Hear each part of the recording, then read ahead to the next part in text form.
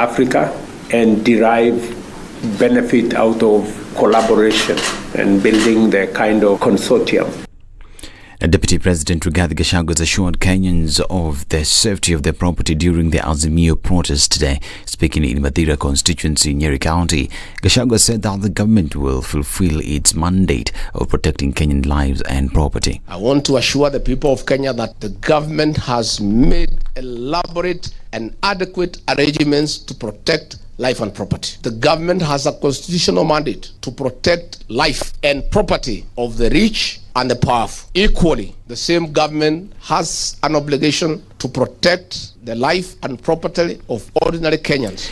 This is Azimio leader Raila Odinga while meeting with Kibra leaders said despite them planning peaceful protest, there were plans to disrupt their protests. Sasa wako na njama leo hii vile vile wamekuwa na mkutano kule kwa Bwana Gachagua. Wanafanya njama tena. Tunajua pale popote ambapo wanakutana sisi tuko na nini tarubini yetu tunaangalia tunaona tu tunapanga nini. Juzi mliona ile ambulance nilisema itakuja itabeba wanajeshi, mliona hata leo hii wanapanga mpango mingi zaidi. Wanapiga mkutano hiyo haichukui hata dakika 5 nimejua wamesema nini. Kisumu Governor Peter Nyong'o has recounted his earlier statement suspending demonstrations in Kisumu. Nyong'o said it's not an easy balance. He said his first statement was necessitated by what happened on Monday. This as former defense CS Eugene Mala says the demos are still on as they already served the police with a notice. Kwanza ni confirm ya kwamba wiki jana siku ya Jumatano tulitoa notisi kwa polisi wa Kenya ya kwamba tutakuwa na maandamano Jumatatu wiki hii na Alhamisi kesho. That notice still stands. No matter what IG Kome says, they were duly served with the notice. Azimio has fully complied with the constitution and the laws of Kenya. Sasa mambo ya kesho tutaendelea. Sawa? Si tutaendelea. Tuendelee. Tutaendelea kesho sawa. Meanwhile, Nairobi Governor Johnson Sakaja has outlawed demonstrations in any part of the county. This follows the declaration by his Kisumu counterpart Nyong'o banning protest in the lakeside city and telling Azimio supporters to converge in Nairobi. In a statement, Sakaja however dismissed Nyong'o, saying he will not allow him to export demos from Kisumu to the city. And the International Commission of Jurists has raised concern over the current state of political affairs in the country.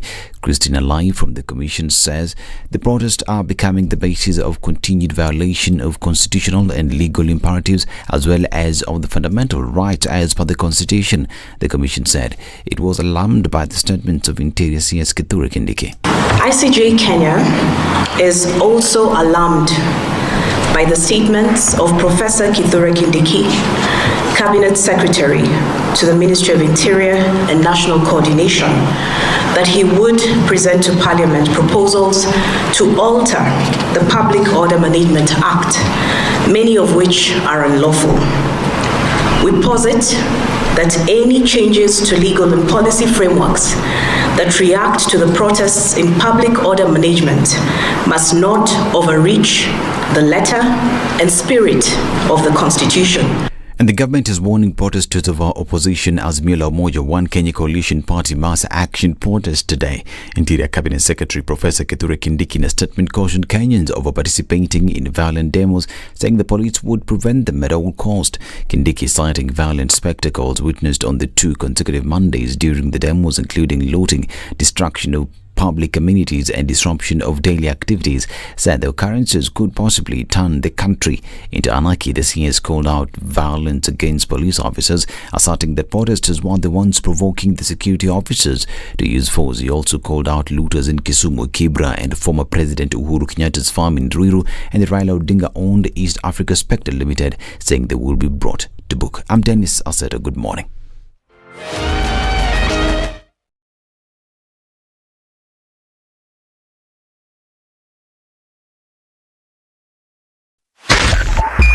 .5 SpiceFM, Kisumu. You tuned into Kenya's biggest conversation. My name is Ramanya. Amen. Amen. So 1 hour is over? Yeah. Oh yeah. Okay. It gets over. Can you imagine in 20 minutes? What the big boys have also done? I'm very proud of myself. When you understand about partnership in politics, it's like the way marriage is these days. When you're looking for a wife, you're like, oh, you know, maybe you can help me pay for fees as I pay for the rent. Why should you have a lioness living in your bedroom? I have to tell you a story. I went for a prayer meeting, which was called for the spouses of candidates for senators and governors. And when I got to the gate, the lady who was the secretary, she refused to. She's telling me, no. Leo tunataka wa mama. Leo ni wa mama. I'm telling her, no. She said, no, sio siku yenu.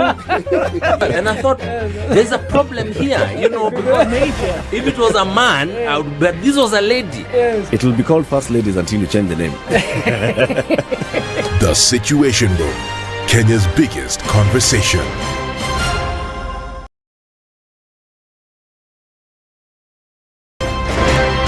Thank you very much, Eric, and it's good to be at the Situation Room. Always a pleasure coming here. This is the most challenging interview panel in Kenya. You guys are very well informed, and as you can see, Charles today, very philosophical. To be poor in this country is the greatest sin you can commit, not just from a legal perspective, but from life generally. It is very, very skewed. We've just heard on the floor of Parliament, just most recently, a leader within the ODM saying that sisi ni ng'ombe is a baba. Yeah. Which means that you are willing to be milked dry. Hapo. You cannot force me to believe. I'll give way. If it's land that I'm told to return to you, I will. Okay? Because the court has said so. But I'll continue saying, watu wamenirusha. That's all that I'm doing. The Situation Room, Kenya's biggest conversation. It's Thursday and good morning to you. What's going on where you are this morning? Most of Nairobi streets not having any problems whatsoever in terms of traffic. Coming off of Thika Superhighway, you will be fine, at least for now. Just a little bit of traffic starting to build up here and there. But folks who know what it is are leaving early at this point and you will not get stuck. Juja Road has some action getting into the city and it looks like it will be that way until at least traffic hour is over. It's going to be a busy morning there and we can see that already.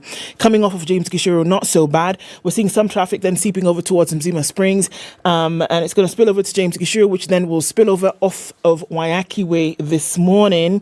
All right, what's going on Mombasa Road? Not much. You'll be able to get out towards the Nyeri Stadium roundabout without too much of an issue. And Jogo Road is always already starting to pack up.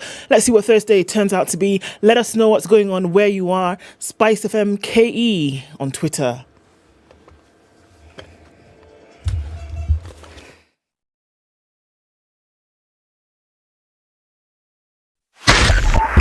.5 Spice FM, Kisumu.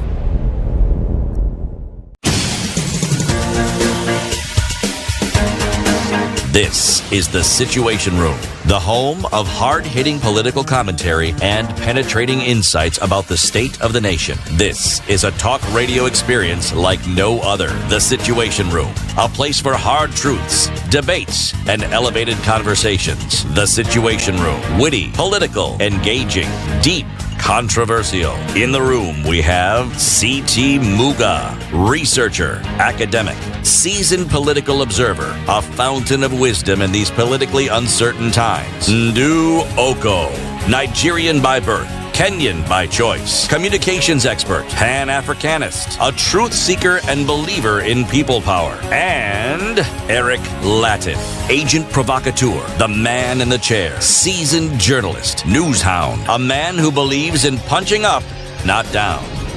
This is the Situation Good morning, Room. How you do? It's Thursday. Hiya. Hiya. Welcome to Thursday, everybody. Good morning. 30th day of March, 2023. One more day, and this month is gone. Baridi? Yeah. Unaisikia hata wewe? Wee. That's how things are. That's how things are. Imagine quarter one is ending tomorrow. Done.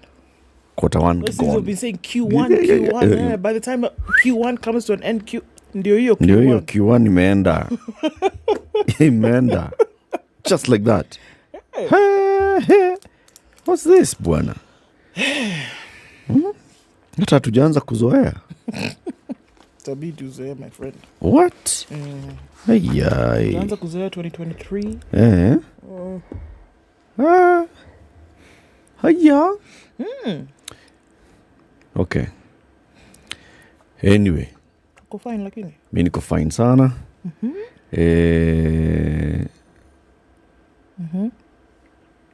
Sina maneno yoyote. Okay.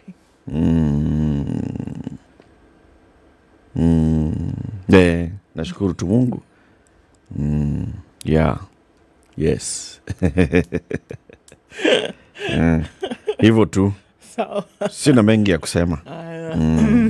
Ila kuwatakia siku njema. Okay.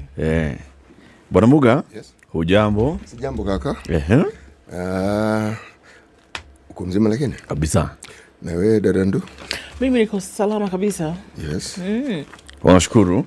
Bwana nashukuru sana bwana. Bas. Yes. Everybody welcome. Let me tell you what we'll be discussing today. The culture of philanthropy in Kenya is a conversation we want to have at 7 a.m. and we'll be joined by Professor Isaiah Wakindiki. He is the Vice Chancellor and the CEO of the KCA University and also Professor of Soil Science. KCA University? KCA University. KCA used to be the what? Kenya College of Accounting. Yes, that's what it used to be.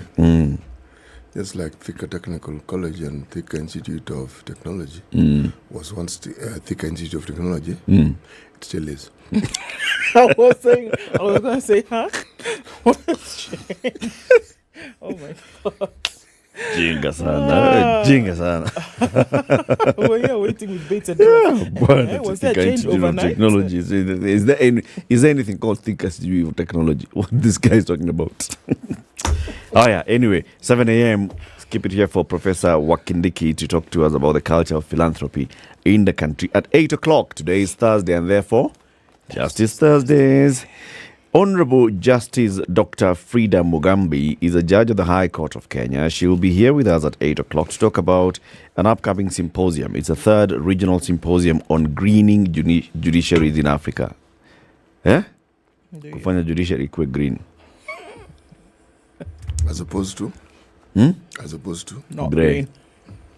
As opposed to not green. And not stealing judiciary. Wow. Green. Okay. 9 o'clock. Let's have a debate, sort of. All right. No, just an open conversation on what we need to see from the Kenya Kwanza administration. There's a gentleman called Dismas Kizito Mokua. Dismas Mokua is a political risk analyst, and he recently penned an article that was published in the Standard, and where he was arguing that the president needs to focus on multiple fronts, not just on economic stability, but also on political stability. And if those two go together, then things are better than if he focuses on just saying, I'm fixing the economy. Fix or address both issues. So he'll be here to talk about why he feels that the president must create economic and political stability. That's 9 a.m. Keep it here for all those conversations. Yes? The live stream is up, is it not? It is. On which platforms? YouTube, Facebook. On YouTube and Facebook. If you are online, go to our YouTube page, SpiceFM KE. Go to the comment section, say, "What's up, people? I'm inside. What's crack-a-lacking? Here I am. It's a Thursday." How many things whether you want it's them to morning, say? all those things. Okay. Don't just say Thursday morning. Maybe wherever you are, it's Thursday afternoon or Thursday night. Just say it. You were at Crack-a-lacking. Crack-a-lacking. Or go to Facebook and do the same thing. Go to the comment section. Or go to Twitter and tag us at SpiceFMKE. Pia ukiingia Instagram. Same thing. Someone is going to look for crack-a-lacking and they're going to find that there is no connection. You link your crack-a-lacking. Utapata crack-a-lacking? Ni yako. Surely, just write it then. Say, sijapata link ya crack-a-lacking. Then we'll show you where the link is. It's 6:15. Good morning. This is the Situation Room, the only way to start your day. Are you looking for your dream home or the perfect plot of land to build on? Look no further than Digger Real Estate, the e-commerce site for all your real estate needs. From cozy apartments to sprawling estates, we have a wide selection of houses for rent and for sale. And if you're looking to build from scratch, we have prime plots of land available for purchase. Don't settle for anything less than your ideal home. Head to realestate.digger.co.ke today to start your search. Digger Real Estate, where your dream home becomes a reality. Can you dig it? Life is filled with lots of things. Routine, monotony, same old, same old. Boring. But here's a question. How much of life is filled with life? Join me and my co-hosts CT Muga and Eric Latif on The Situation Room from 6 a.m. every weekday and find out how you can awaken your senses and fill your days with flavor and with Minute Maid filled with life.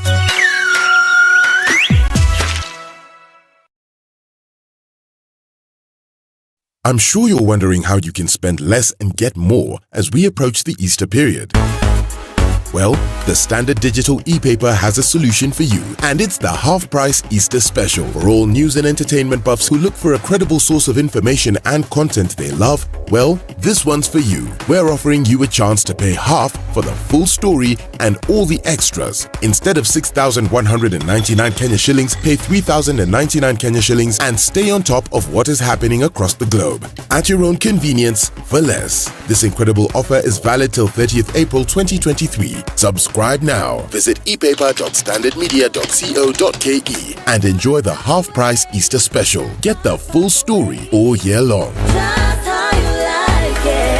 Only with Standard Digital e-paper. Standard Digital e-paper. 17 in Nairobi, highs of 25 and lows of 15 today. It's 16 and cloudy in Nakuru, highs of 26, and we'll see highs of 25 in a clear Nyeri at 15.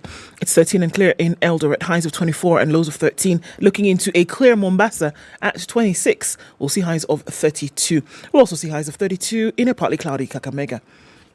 I beg your pardon, clear, partly cloudy Malindi at 27. It's 19 and clear in Kisumu, highs of 28, and we'll see highs of 30 in Kakamega, where it's clear at 15.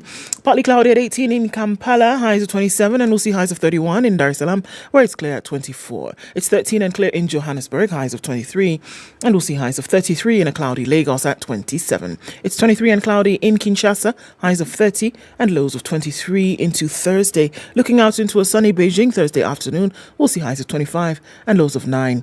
It's 14 and cloudy in Paris, highs of 17, and we'll see highs of 15 in a cloudy London at 12. 7 degrees and clear in New York, highs of 13 and lows of 0.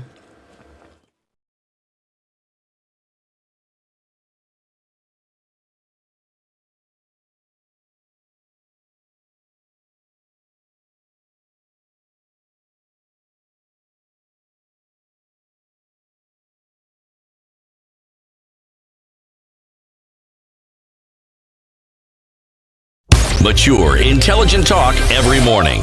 Spice up yourself.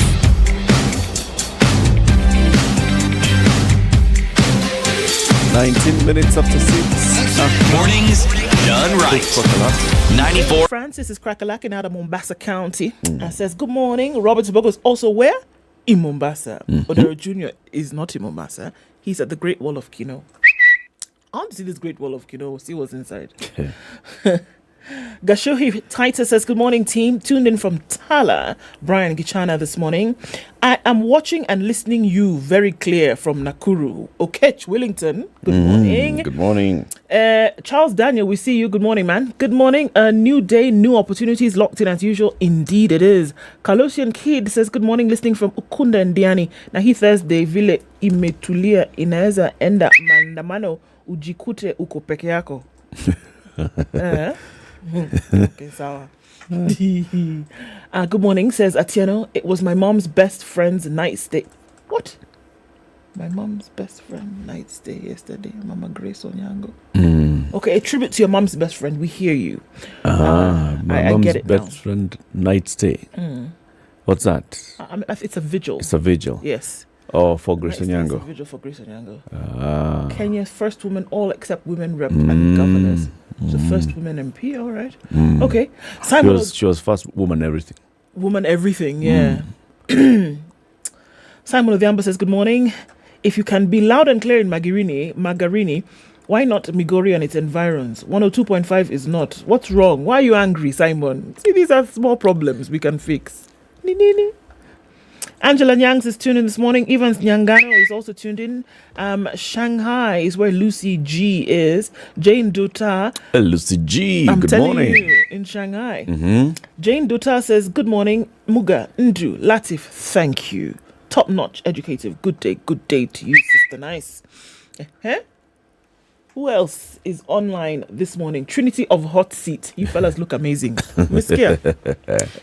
Yeah. Range your shoulders. Yeah. Next, City Muga has to come up with a new style by dyeing his hair and beard. Okay, which color do you want, Solomon? Yeah. Teal.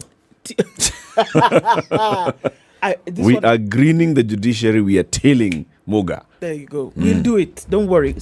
Solomon, we got you. The next 6 months package, we're going to enhance it. We got Cindy City. We'll do like that. You've gotched him. I've gotched him on your behalf. September like this. City comes glistening. Puncheza, man. Dan was eyes says, good morning. A new day, new opportunities locked in as usual. Indeed. Franklin Nandua is tuning in from Roiro and Danny. Good morning. Good morning. Yes, City is right. Okay, about what exactly?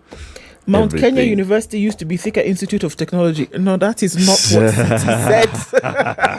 That is not what City said. That gentleman knows what I meant. City said something totally knows exactly what I meant.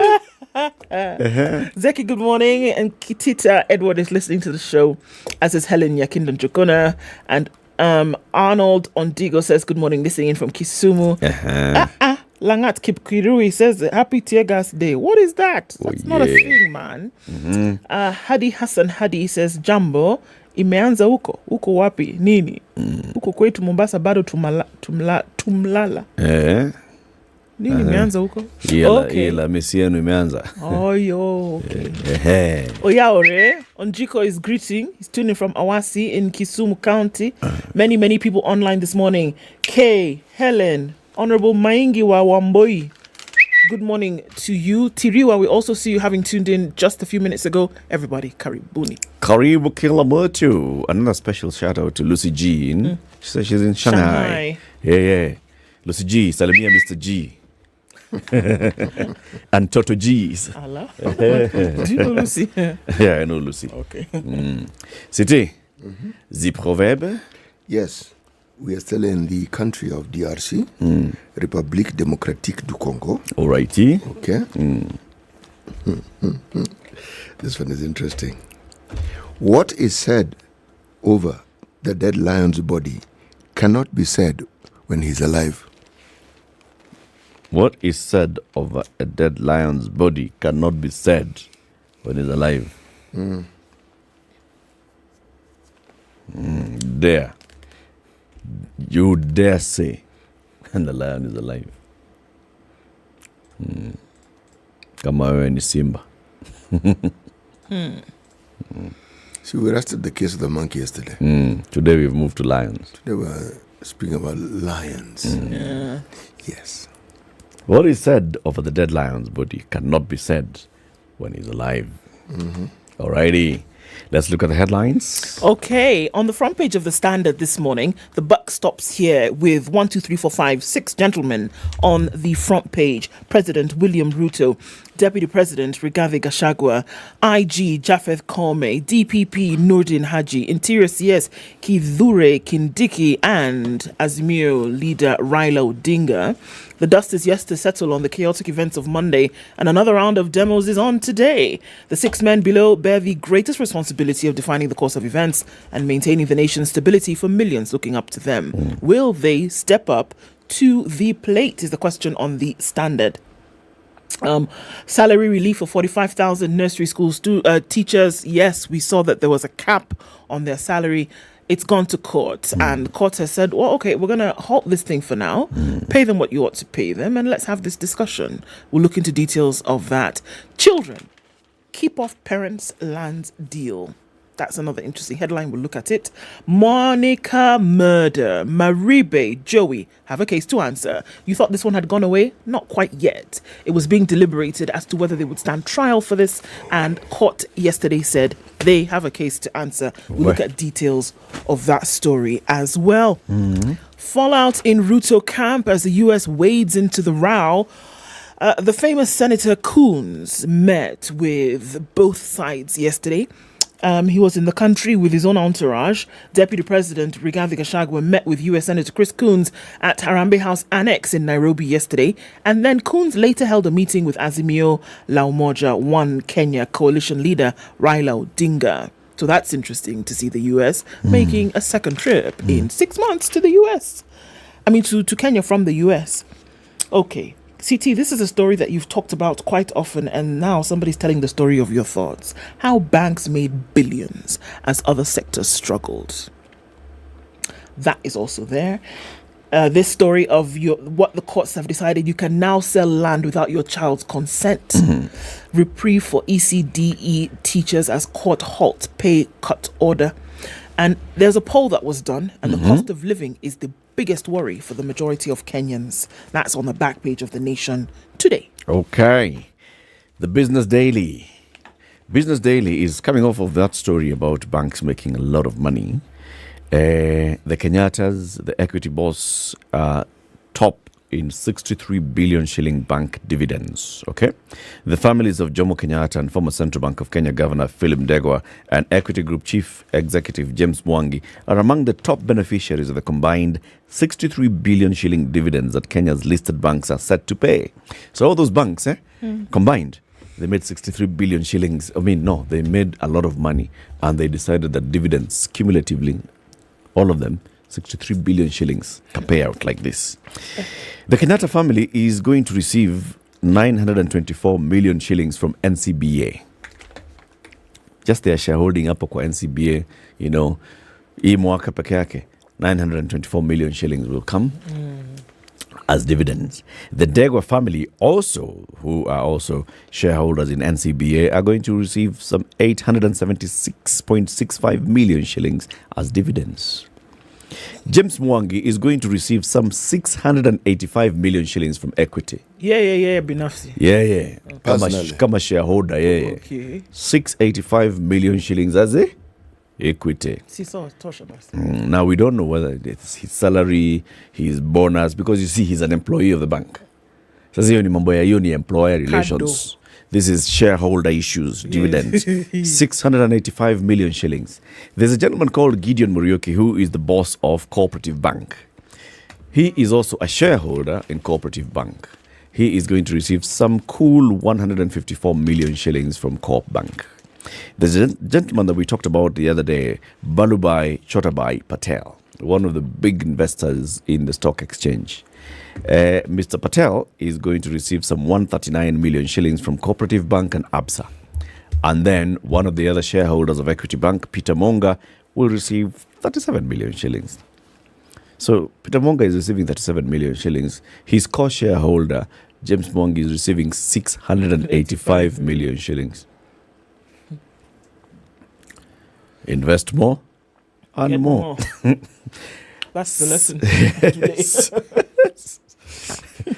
Higher. Second headline in the Business Daily. CBK signals costly loans after hiking rates to a 5-year high. The central bank has increased the benchmark lending rate to the highest level in 5 years to curb inflation, signaling costlier loans for homes and businesses. The Monetary Policy Committee increased the CBK rate to 9.5% from 8.75%. That's matching the 0.75 percentage rise of September last year that triggered banks to increase lending rates. The jumbo rate hike is aimed at easing demand for credit in the hope of cooling inflation, which rose to 9.2% in February from 9% in January. So kimeuma? Kimeumana. The ticker headlines in the Business Daily. American tycoons scout for ICT and agri-tech deals in Nairobi. The American investors were prioritizing deals in ICT, apparel and agriculture after the Biden administration targeted Kenya as a key trading partner on the continent to develop durable solutions that advance supply chain resilience for the world's largest economy. Hiyo mambo yote. Kenya's special economic zones get own power rates, and Britain profit increases to 1.6 billion shillings on cost cutting. What's on the Star, CT? What's on the Star? Top right-hand corner in teal green. Your new hair color. His take, Ruto. Demos not about the cost of living, but about some election results. The story is on page 6. Okay. Then lower down immediately, in bold black, why Kindiki was silent over demos. Interior CS told President Ruto he was uncomfortable about certain responses and protests.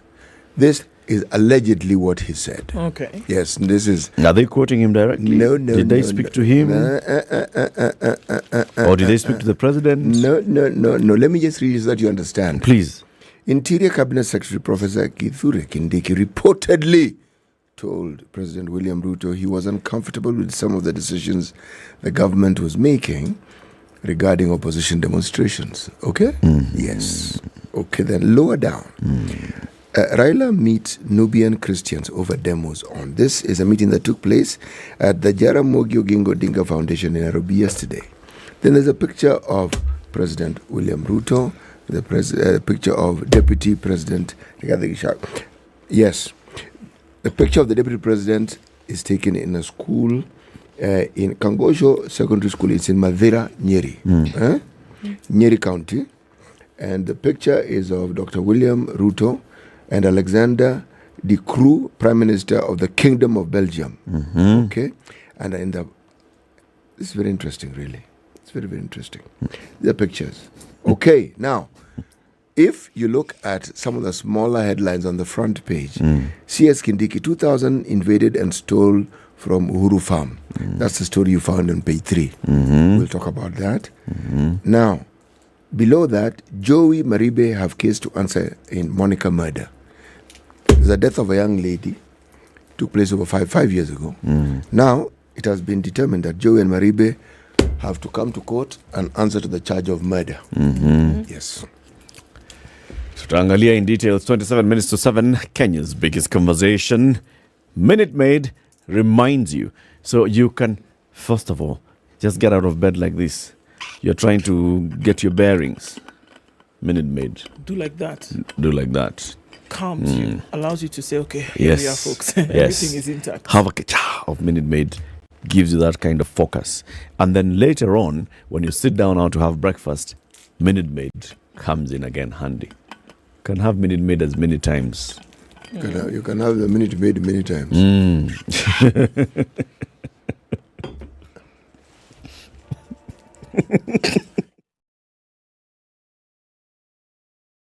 This is the Situation Room, the only way to start your day. Life is filled with lots of things. Routine, monotony, same old, same old. Boring! But here's a question. How much of life is filled with life? Join me and my co-hosts CT Muga and Eric Latif on the Situation Room from 6 a.m. every weekday and find out how you can awaken your senses and fill your days with flavor and with Minute Maid filled with life. Okay, so Thursday morning is not looking too bad on these Nairobi streets. We're looking at some action coming off the Thika Superhighway. You get into the CBD without too much of a headache. Just at the Pangani underpass is where we're looking at some traffic. Juja Road also a little bit here and there. Bits and bobs of traffic started to build up coming around Westlands, and that's on Waiaki Way. But James Gishuru looks good for now. Heading out towards the city, the Red Hill Link Road, if you want a scenic view of that part of the city, you might want to think about that, just for kicks, but you don't have to use it because Waiaki Way is not looking looking too bad. Right? The Southern Bypass looks good. It looks good coming off Langata Road into the city. Magadi Road also, folks are moving it along. We're likely to see a clog up closer to 7 o'clock. But for now, take advantage because there's nobody there. On the Eastern Bypass, it's also looking good. You want to use that? Use it now. Let's see how things open up. They will tighten up closer to 7, that's for sure. Be ready. Let us know what's going on where you are as you do get out. We can spread the word and keep things moving this morning. SpiceFM KE on Twitter.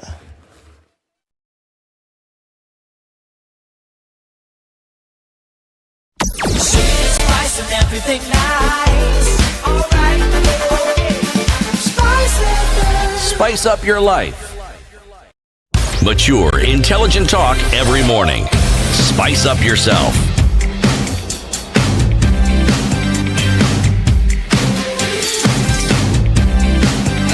Mornings done right. 94. Okay.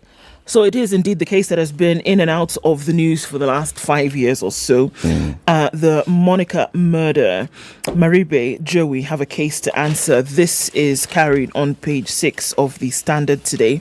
We all know what that was. The court has ruled journalist Jackie Maribe and her ex-boyfriend Joseph Irongo alias Joey have a case to answer in the murder of Monica Kimani. A judge has ruled. Justice Grace Nzioka said that the prosecution had proved its case to warrant putting Joey and Maribe on the defense.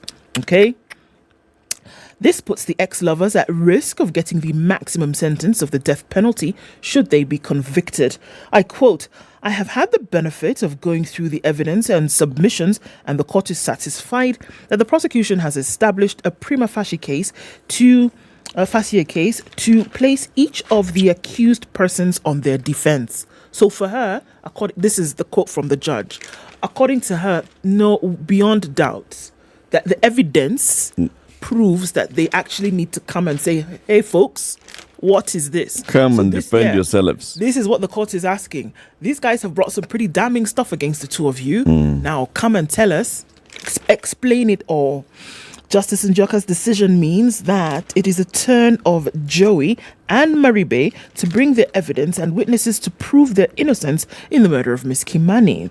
Joey, through his lawyer Hassan Nandwa, said he would give a sworn statement and call one witness, while Maribe says she would call 6 witnesses. The judge's decision comes as a relief for Kimani's family, who have been crying for justice since her murder on the night of September 19th, 2018, at her Lamuria Gardens apartment in Kilimani. She was killed a few hours before she returned from a business trip in South Sudan. The prosecution's case was that Joey and Maribe had a common intention to murder the businesswoman, after which they hatched an elaborate plan to cover up the killing before investigators caught up with them. Senior State Prosecutor Wangoi Gishohi told the court that the painful death Kimani went through, including her throat being slit, showed her accused persons had intentions to cause irreparable harm to her life. They also submitted that direct and circumstantial evidence linked the two at the murder, linked the two to the murder, in which Joey stole an identity card to access Kimani's house to commit the murder, while Maribe was waiting for him to accomplish the task before they went home together. There's a lot of things happening here, very, very thick layers, whether who did what and whether who was an accomplice, or somebody then was an accomplice because of by association, because they were in a particular place at a particular time, in this case being Maribe, and what she knew or did not know. So very layered case here, but so now it's their turn. The judge is clear. Now come and tell us. This case must proceed. It must proceed. It's not going to be thrown out. Okay. It will go ahead. Okay. Still in the courts, eh?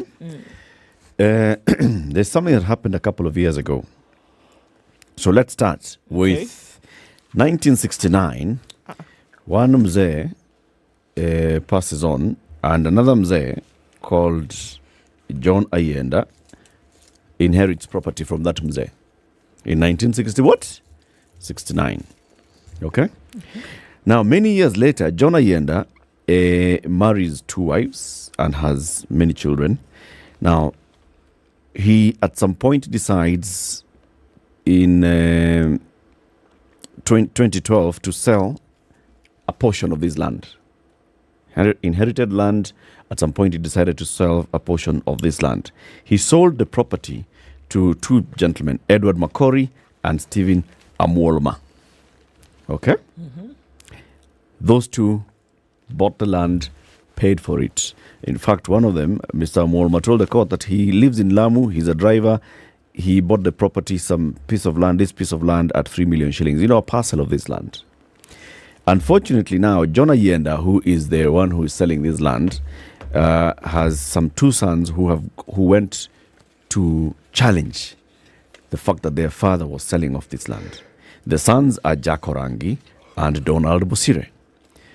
This matter went to the Land Tribunal.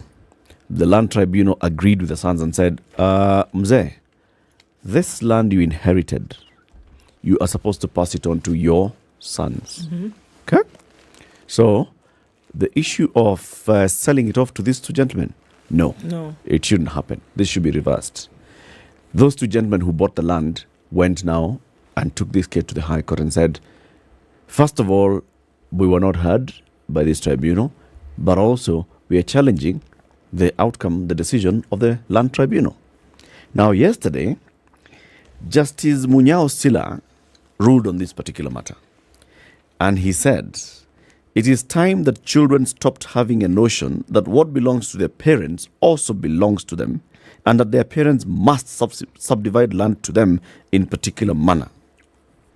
He said, it's an abomination for children who are nurtured from wobbly and helpless thoughts to be responsible adults to harass parents for properties that they never contributed to buying or acquiring.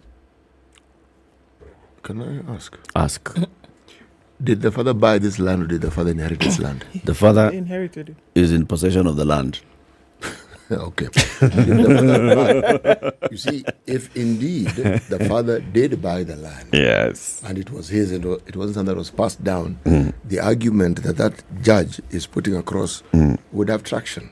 But if he inherited it, meaning it came to him, sorry, that rule doesn't apply. Nope. If it came to him, it must come to the others. Yeah. Now, the judge did not want to look at the details. He was like, who owns the land? So and so. If so and so owns the land, then he should not be forced, cajoled, harassed by his children to inherit them, to give them inheritance to this land. This judge has gone through similar things at a personal level. It's like, you cannot bring up a child from a wobbly, helpless thought to a mature, responsible adult, and then that adult expects you to still continue giving them property. We have a law in this inheritance. country that deals with inheritance. What does that law say? Does it agree with the judge? I'm simply saying this matter is going to be challenged, and it's going to make for interesting reading and an interesting introduction to the jurisprudence of this particular country. Because essentially, from everything that you've read, it flies in the face of what we know traditionally to be inheritance. Forget the law. Yeah. Just traditionally. Yeah. The reason why you have a next of kin and why the next of kin has a next of kin is the principle of inheritance. So he's saying, forget that thing. Forget inheritance. This guy owns the land. You are not bound to continue that chain. You can decide to break the chain at any point. We have heard. Now we will see. We'll see. Yes. I get the sense that but it's impossible that the judge did not get the details of this case, because the tribunal actually looked at the matter, and the decision for the tribunal to say, let's cancel it, was because it was inherited land. It was ancestral land. That's why the tribunal said, no. Mzee, you cannot sell ancestral land. The judge is looking at, man has title. Man wants to sell. Children are coming to say, nya. I wonder why they were harassing their father over his own property. Why couldn't they use their own knowledge, wisdom, and economic empowerment to go and buy their own property? That's what the judge asked. It's a valid question, and it's only valid if indeed it wasn't inherited land. If it wasn't, everything he says is very valid. Makes sense. But if then he also struggled to buy it and do all those many things, and then you want to force him to give his children. All right, I can see the argument. Yeah, but also then somebody gave you. Do. Yeah. then why do people write wills? Because you see, the thing is, the moment you talk about inheritance, you talk about the laws that govern these activities. There are so many things that one sees in the public domain in this regard. This ruling seems to have said all those things, put those things aside, forget this. Not even by writing a will, take them and toss them out the window. By writing a will, you see, you have not been forced to write a will. By writing a will, bequeath voluntarily. By writing a will, you have decided to hand it over. Or if you decide to hand it over, it's okay. But the judge is saying the child has no right to demand and expect it as a right. Actually, my point exactly, the fact that you write a will willingly tells us that you acknowledge that there's this matter of inheritance. Is that not so? Yes. Okay. Now, are we saying that those who don't write wills don't acknowledge inheritance? So are we also saying that if today you wrote a will and you said, once you pass on, your children shall take over this, this and the other, they should hold on to it and pass it on to their children? I can put that as in a my principle. Will.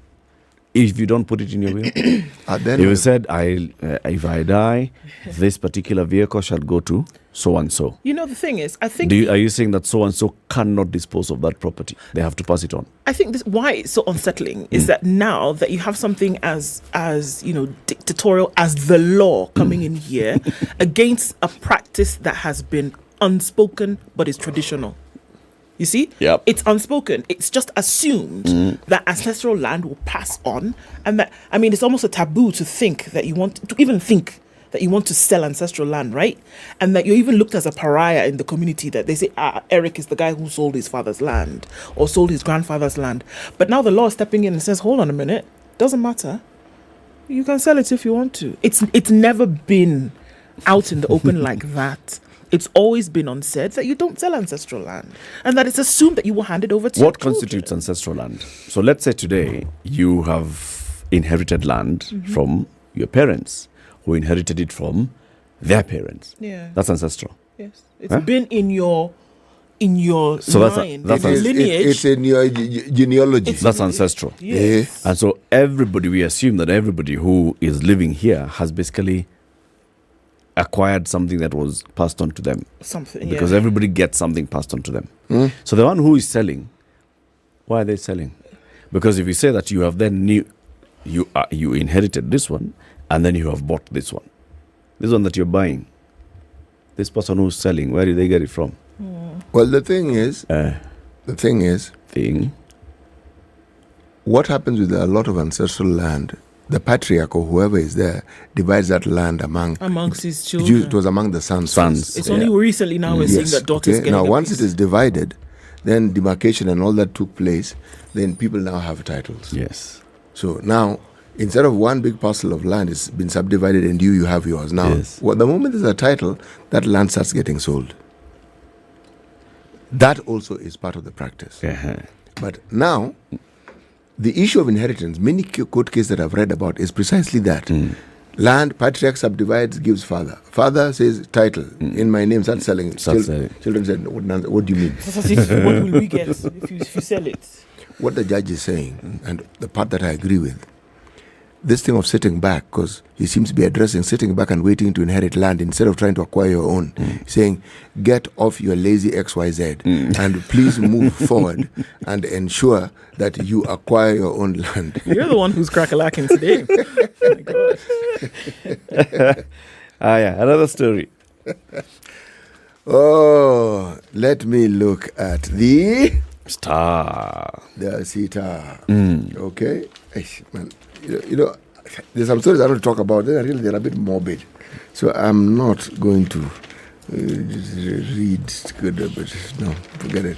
Okay, let's talk about something that is perhaps not as morbid. As we speak today, there is a conference taking place at Emara, just down the road here. You know that place just down the road here? The Emara. Emara, just opposite Ole Sereni. Next to Ole Sereni. It's Ole Sereni, Emara. It's opposite Airtel. Yes. That one. Yes. Right. The American overlooking the national park. Actually, it's overlooking a road that is next to the national park. It used to overlook the national park, and then somebody built a road. Okay. So it's overlooking the road. The American Chamber of Commerce is having a 2-day conference. It's called AmCham.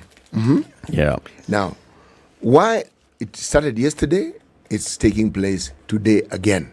And the President of Kenya, His Excellency, Dr. William Samoei Ruto, will be in attendance today, and thereafter he will be part of the closing ceremony for this particular function. Now, during this function, the Investment in Trade and Industry, CS Moses Kuria, was in attendance, and he spoke and with the people, and he also had things to say. Now, one of the things that was said by the person who happens to be the Kenya CEO for the AmCham, a gentleman by the name of Maxwell Okello, he said that one of the things that they would like to see, and one of the things that they have a problem with, and I'm going to read what he said. Quotation. The biggest challenge we have had from the business environment is the unpredictable policy and regulatory environment. For investment to be made, there has to be a long-term view that a company can take and if they can't see the sort of predictability in the environment, it becomes difficult to make big investments. This was the reference to people coming or belonging to this particular Chamber of Commerce making investments within Kenya. Okay? And part of the problem, they said, was to do with the National Treasury, who in recent years have been making upward tax adjustments and coming up with numerous tax policies blamed for raising the cost of doing business.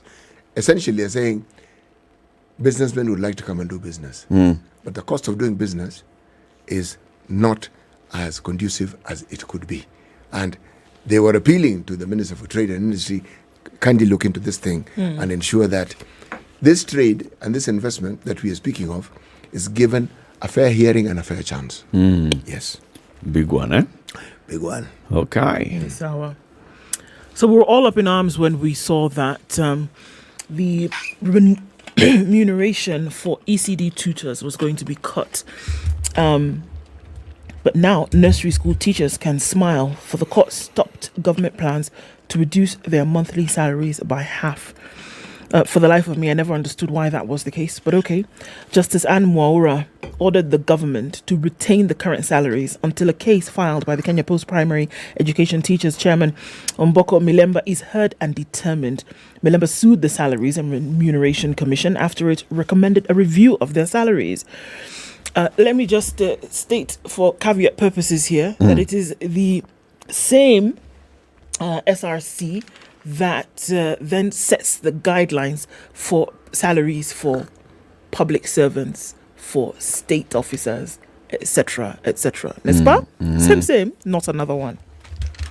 The circular affected 45,000 early childhood development education teachers who risked a 50% pay cut. An interim order is hereby issued suspending the implementation of the SRC circular dated December 10th, 2021, pending the hearing and determination of this application. In this case, Milemba stated that the SRC circular meant that I think it was 2022, but okay.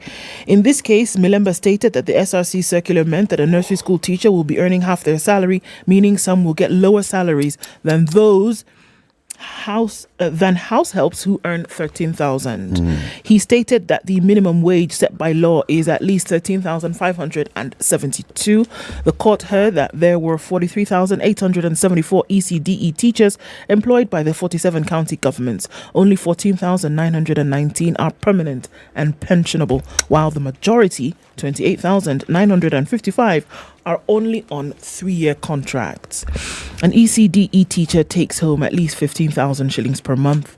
The court heard that the circular meant that they will not walk home with 7,835, while those who have senior roles and with over 12 years experience will go home with between 15 and 19 per month. I mean, 12 years experience. I can't. You have over 12 years experience. And you're going to go home with a maximum of 19,000. And you are forming the foundation of education in this child's life. Because that's what it is. It's rote learning. It's putting sounds together. It's counting. It's doing your basics for everything. It's socialization at that age. Yep. Because that's exactly what we're talking about. And now you want to put a frustrated human You're even taught, motor skills. You're taught how to use your hands, dexterity and all. To write, to hold a pencil, to then build in the muscles to in tie your your fingers shoelace. to socialize. Do you know what nursery school teachers go through? You have children who are coming into schools who are not potty trained. Yeah. They're doing all of that as well. Yeah. They're taking care of your children. They're helping children who have not been able to grasp the art of speaking with other children. They're doing all that, and you want to pay them 7,000 shillings, and you expect that they will not be frustrated. And then you ask what happens later on in life when you see grown people who've been taught by frustrated people. What do you expect? For me, it irks me to death. I don't understand. I don't get it. And then the 15K was already too small. Then SRC comes and says, actually, you know what? We're going to chop it in half. And then we keep asking, where did we go wrong? Here, at the very beginning. What reasons did SRC give? According to those stories, look at all of them. Okay, so what was their thinking of the Salaries and Remuneration Commission? If you can look at the nation one and look at this one. I don't see. The standard one does not give the reason given by SRC. I had bookmarked that story. Give me a minute to find it. Okay. Is it at the back page of the nation? No, the reason. Okay, so here we are.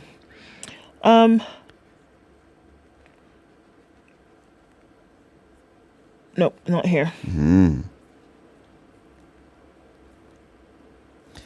Okay, so on January 13th, SRC sent a circular to all county governors. It claimed that some of the counties were paying ECDE teachers above their pay grade. It has, however, come to the attention of SRC that some counties are paying salaries to ECDE teachers, which are way, way, way above the salary structure advised by SRC and communicated in December 2021. Recruitment and promotion of ECDE teachers to be undertaken subject to affordability, fiscal sustainability, and in line with the approved job description for each role as reviewed. Now, this is my problem, Eric. You're looking at a number. This is clearly number crunching that you're looking at here. Yeah. And you're seeing scale from A to J. And you're saying, hold on a minute. This amount should be inside here. It's at what job group have they actually categorized ECDE teachers? If they've categorized them as, the lowest job group in public service at the county level, then we have this issue. This is what we should be paying. So SRC is not even looking at it from a point of view of, should we be, because foundation, all this many English that I'm saying now. SRC is not looking at it from your that logic. point. It's me. SRC is saying, no, job group J equals to salary from this amount to this amount. So for us, it doesn't tally in our books. Yeah. But I'm saying the it's...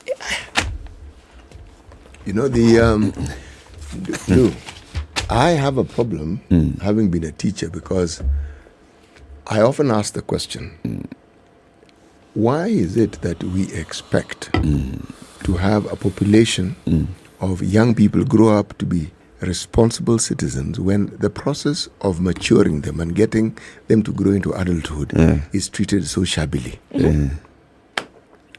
Right from the time when they're supposed to understand formal education, moving onwards. Why do we allow this? Because we can talk all we like and contribute 28% of our budget to education. We can, but it is not given the priority that it should. It's how we view it. Yes. It's how we view it. Just the same way. We start from how do you view your nanny who's taking care of your kid at that age? How do you view them? What's our thinking? And then many of these people, Lynn Mengich, myself included, we look back at my nursery school teacher. Well, I turned out all right. Yeah, isn't it? You say, no biggie. Yeah. But and this is what we're saying. Let me tell you guys, you can, and Titi can tell you, these behavioral people, they'll tell us. They can tell you, they will make a trace between the problems that you're seeing today. When somebody's 60. When somebody's 60. And about how the teacher, you take it the back nursery to school how they teacher. learned when they were 3.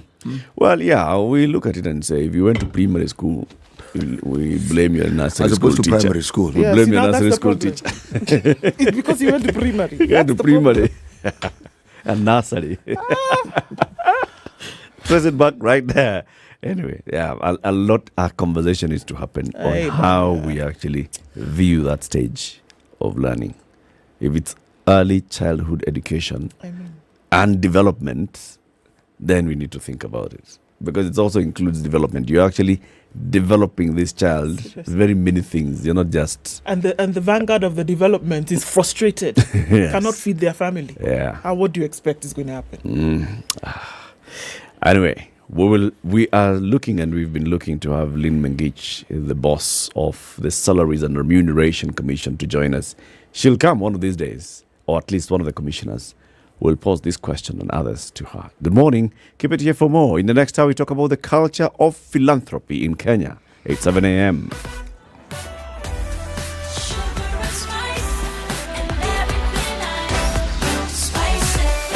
Spice up your life.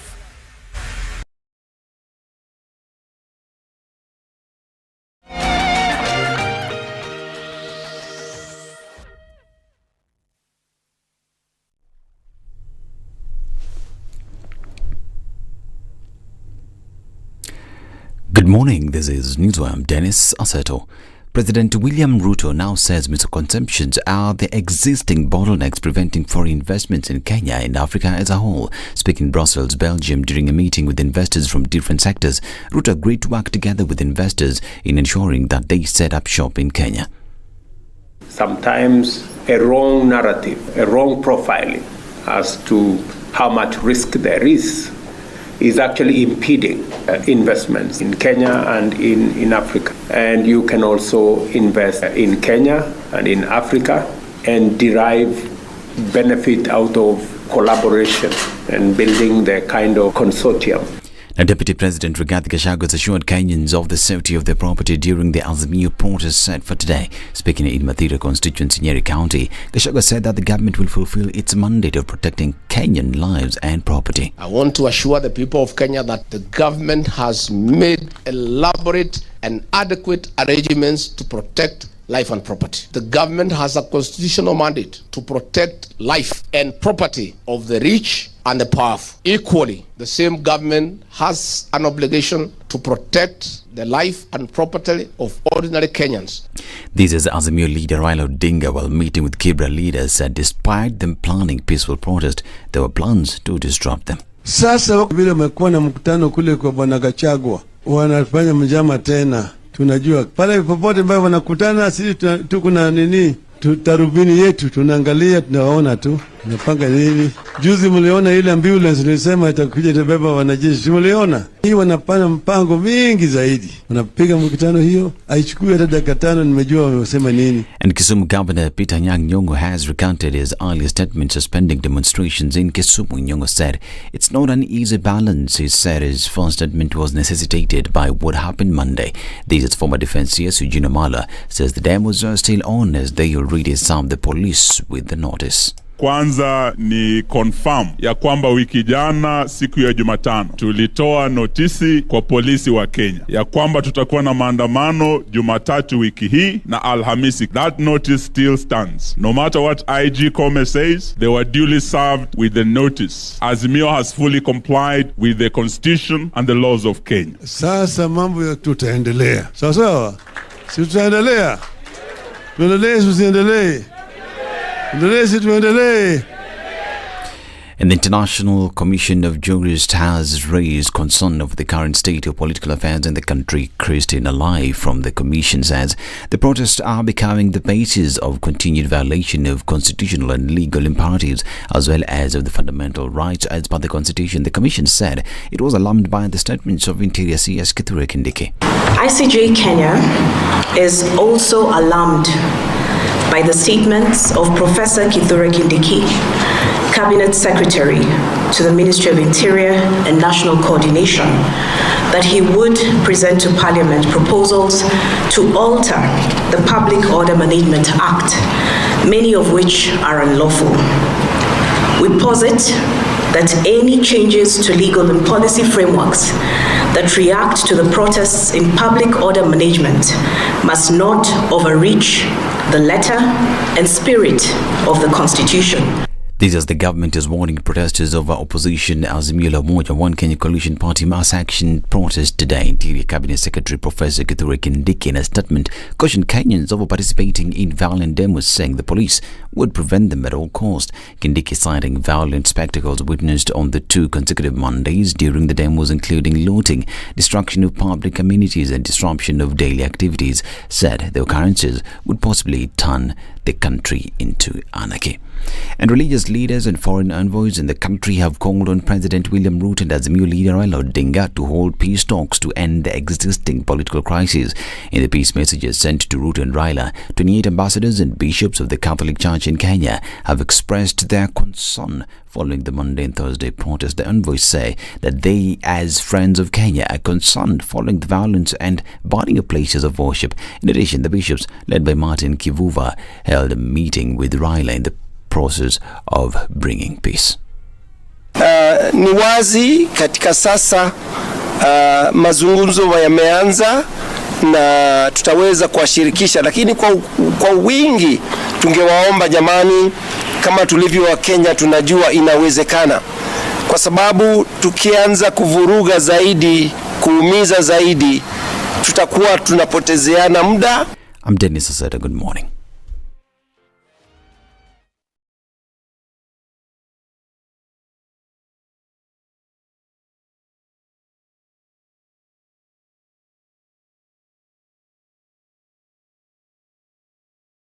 It looks like another day in 1 week where traffic is not doing the thing in most parts of the city. We're looking at it free and clear on the Thika Superhighway. Oh, it is Thursday after all. A little bit of traffic on Kiambu Road coming into Muthaiga Square, but Westlands looks pretty good coming off Waiyaki Way as it does on Jogo Road. Not too heavy, actually. We're not seeing too much of that. A little bit of traffic here and there on Kangunda Road, and North Airport Road going out towards the Eastern Bypass looks good as well. I don't think we're going to have a challenge with traffic this morning, but we're going to keep an eye on things and see how it pans out closer to traffic hour, which is around about 7:30 or so. But for now, I think you've realized that as you're getting in and out of the city, you're not doing so with too much of a headache. Talk to us on SpiceFM KE on Twitter. Either way, we want to keep things moving this morning.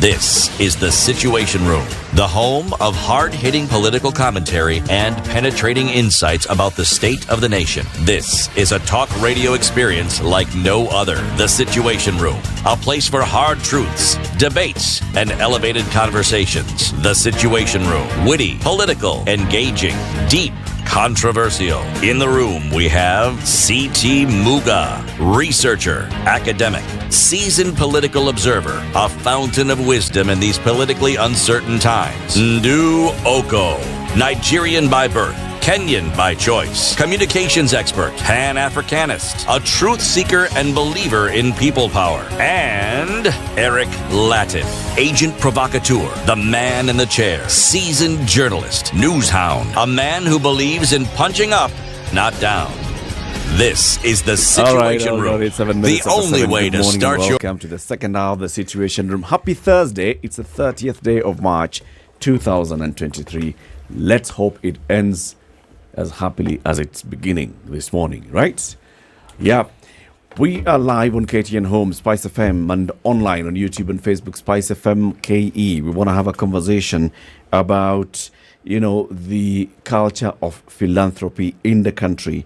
And we're joined by two gentlemen one is from KCA University and the other one is from the KCA University Foundation. Are they the same thing? They'll tell us. As we get into that conversation, remember to get into a conversation with Centum Real Estate because they'd like you to go and see the properties that they're putting up at Two Rivers. So they're putting up these beautiful apartments, studio, 1-bed and 2-bedroom apartments, under construction already. Completion anticipated to be end of this year, early next year, I think by end of Q1 next year.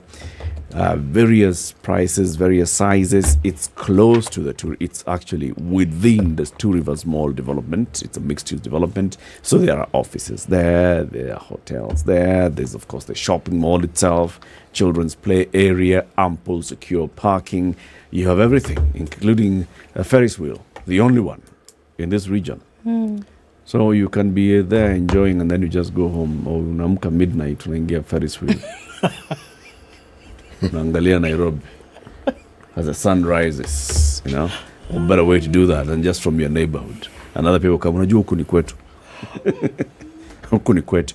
How to get more information from Centum Real Estate? Send them a message to 22365.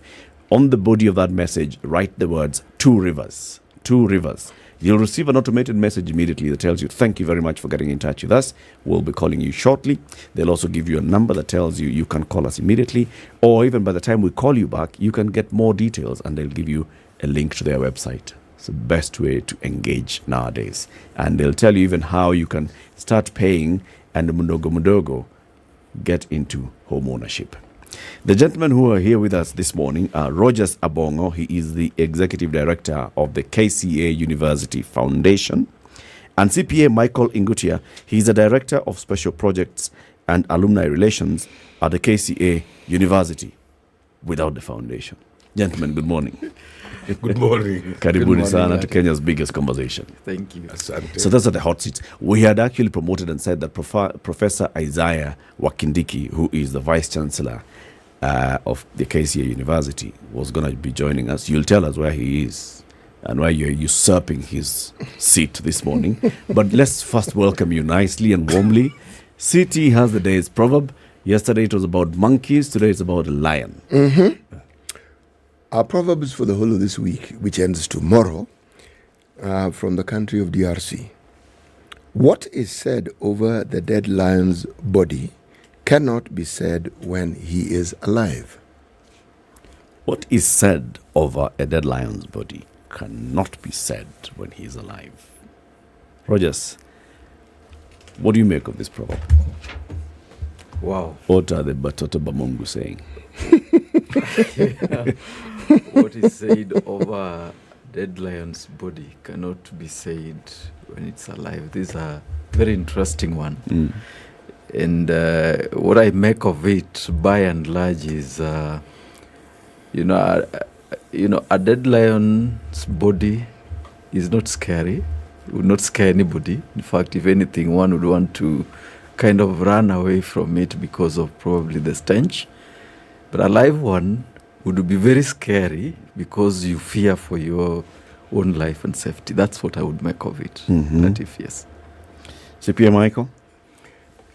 What I would make of it is a lion, but only when it's alive. And so even though when it's alive, it's very powerful, when it's dead, it's also dead. And so you can be able to joke and make fun about it because it's dead, it can't do anything. But if it goes back to life, then the people become silent. Yes. And so you can't say things about that lion when it's alive. Yes. Because you know it has the power to react. Yes. All right. So introduce us to KCA University. We know the Kenya College of Accountancy, Kenya College of Accounting along Thika Road. Then it's changed into KCA University. So what's that journey? Well, thank you. First is to render our sincere apologies to the viewers and the nation at large. Good. I was waiting for you not to do that. Yeah, because I'm sure our very good viewers and listeners who are waiting to hear the real professor himself, our Vice Chancellor and CEO, Professor Isaiah I.C. Wakindiki.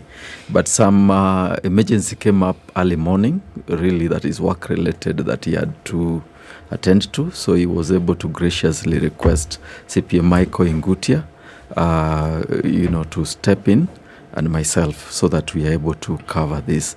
But the conversation then continues. So KCA University is a private chartered university in Kenya, and mostly people, when the people look at KCA University, they imagine and remember Kenya College of Accountancy. We were founded by ISPAC, the Institute of Certified Public Accountants of Kenya, that is in 1989, and this was out of a study that was done courtesy of the National Treasury to check on the deficiency or the level of need for accountants in the country, a research that was sanctioned in 1987. So in 2007, we got a letter of interim authority to operate now as a university, as we were complying with certain conditions that were given before we are chartered. 1st of March 2013, we got our full charter, and now we are fully chartered private university that is fully operating by law. And I know my senior, CPA Ngutia, will be able to, he's a member of the institute, by the way. So there is the question of who owns KCA University. And for clarity, we are KCA University, not Kenya College of Accountancy University. That's a mistake that most people make. So KCA is a brand. And probably a little history is that when we were becoming a university, the question about the name was really up for debate. And the reason we chose to stick with the brand is KCA already was known to be a very strong brand. So we did not want to lose that nexus between KCA as a brand and of course, a name that would be tied to it. So that is why we are KCA University. It's private. Who owns it then? CPA Michael. So it's not, the owner is, if you are to use the word owner, but the correct word is more of sponsor. We are sponsored by ISPAC, the Institute of Certified Public Accountant of Kenya, as my colleague Rogers has indicated. That's our sponsor. They started it off, they founded it, and they have also sponsored it to date. So in terms of the owner, yes, you would look at it, it's ISPAC, in the context that they are able then to play a role in determining the governance of KCA University. But KCA University is independent and regulated under the Commission for University Education. But its owner, its parent, is ISPAC. ISPAC. Yes. So the whole need for establishing the college, and then even into this, is because, like you said, the National Treasury, they looked and they saw that there was a gap in terms of skills in the area of accounting. It goes all the way into auditing and everything related, right? Yeah, sure. Now, does KCA University still live to those needs then of training people in the areas of finance, accounting, auditing, or have you started training people in other things? So we have gone beyond initially what we started off with, and it was a progressive growth. And accounting and business. But now, where do you draw the line between accounting and business? Accounting and business is related to technology. So then we had to start off technology, and there are ICT courses that we offer all the way from diploma to postgraduate. And then also we had to go to education, because even this accountant needs education. They are related. So we've gone into education. We've gone to social arts. And so we have widened the scope in that context. But the initial was accountancy. That was the immediate need. But this need... Is it still the core? Is accountancy still the core, like the School of Accountancy or the College of Accountancy? It's a flagship, yes. Yes, and by the way, the university needs own wisdom, because, we as a university, we decided to retain our identity. And so accountancy remains a core as a base, because that's why we have KCA Technical College, which by law, TVETA requires that then issues about training of professional, the trainings that are professional in nature or externally examined, then have to be done under a TVETA Act, and then that necessitated the need. So the KCA Technical College still firmly offers accountancy related, but as my CP Ngutia has been able to articulate, the accounting courses feed into the BCom or bachelor's or business related programs. For instance, if you do your full level accountancy up to section 6, you're guaranteed of about a year of exemptions, so that you join an undergraduate program, particularly bachelor's degree in commerce, then you are able now to do your 2 years if you are a self-sponsored student. And if you're a government student, then you're able to do your 3 years. So that gives you some latitude into joining. So it still remains core and feeder into the business. But again, as he said, the university is keen to retain its identity in the field and line of business. But now, technology, when you talk about technology, when you talk about business, technology becomes an enabler. And actually where the economy is going, where we are and where we are going, what the future is, then technology is very key. And when he talks about education, arts and social sciences, which is our youngest school, but of course big in terms of population, then it also goes without a say that the kind of education we offer is not the traditional education, because there's a blend in terms of, how then do you infuse business into education, and how can education then also support the basic programs that are offered in other different fields? One of the things that distinguishes universities from each other is not just the brand of the name, but what they are best known for. There'll be universities, they'll teach many courses. For instance, Egerton was best known for the agricultural courses that it taught traditionally. JKU had begun that way. University of Nairobi now was known for many things, but for the longest time it was the only university that taught medicine. Now, Kenyatta came in, Moi came in. I think you know where I'm going with this. Sure. Now let's talk about private universities. You have Strathmore. There are things they are known for. Okay, what is KCA best known for? What is this thing that when one thinks KCA, beyond accounting? Business and technology. Could you explain that, please? So business is in terms of that accounting is within business. Mm-hmm. And if you look at the number of accountants, the number of accountants in Kenya that have gone through KCA is actually the majority. I believe over 70% of the accountants in Kenya have gone through KCA. Mm. And they have had a major impact in terms of the profession at various levels. So that becomes really a cornerstone. And also, we've been able to proceed then to technology, by ensuring that our courses, we have embedded technology into our courses. And so that also then has put us in a commanding position in terms of... Why do we need accountants, really? What are they needed for? What is this role that you will play in society that is so important that an entire university has to focus its primary and its brand on accounting practice? Why? So maybe let's go back to how KCA was founded and the role of the Treasury, National Treasury then. Then under the Mwai Kibaki, the former, he wasn't a president then.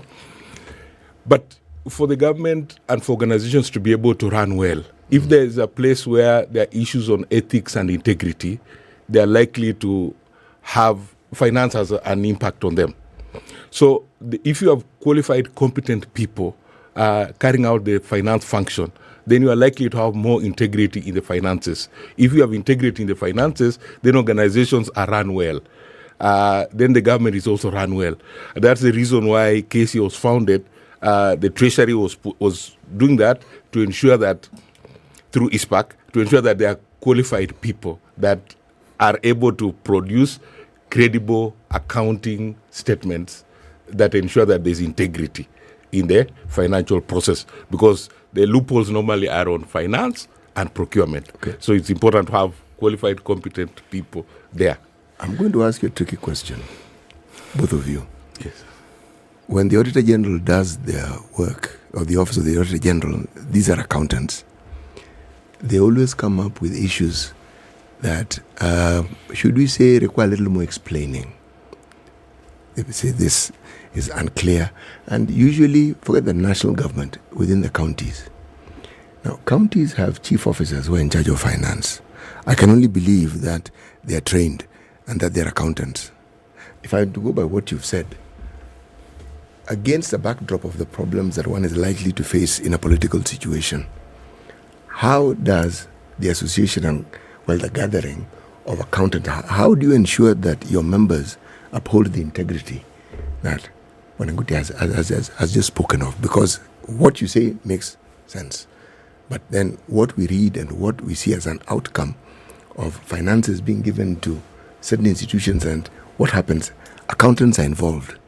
How do you support your members, because they are your members, so that that integrity is upheld? Because that integrity is what now anchors this very thing that you're saying for all our institutions. Maybe I know again my colleague will jump in. One of the things that I see City is the first point is we are a training institution. Now the accountants they are members of the institute, which is ISPAC. So ISPAC is the regulating body, is the professional body that regulates the conduct of accountants and generally the practices within the profession. So I don't think we would do, personally I would not want to talk for the institute, but I know CP Ngutia is a member of the institute. But one fact is, let me talk from the university standpoint, that one area, because you ask about even why are we unique, one area that we really heavily focus on, because there is the difference between the training, then there's also the culture of it.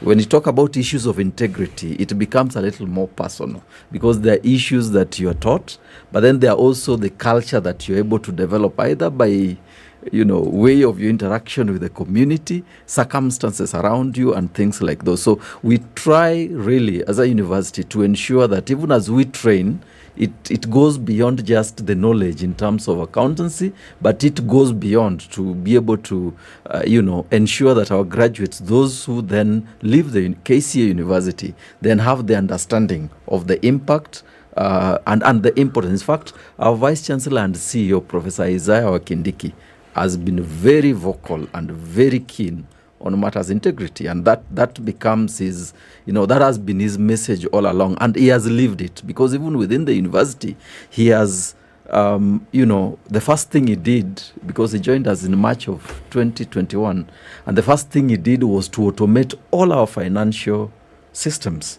Of course, we have been doing finances, but in terms of budgeting and everything else, he was able to embed digital transformation, where now there's a proper accountability, paper trail and whatnot. And so that is just the need that, the thing to note that is very, very keen in terms of making sure that even as we churn out the graduates, the issues around integrity becomes part of their software. But CP Ngutia may speak to the issue around the membership of the institute. Again, I may not speak on behalf of ISPAC, but we work very closely with them.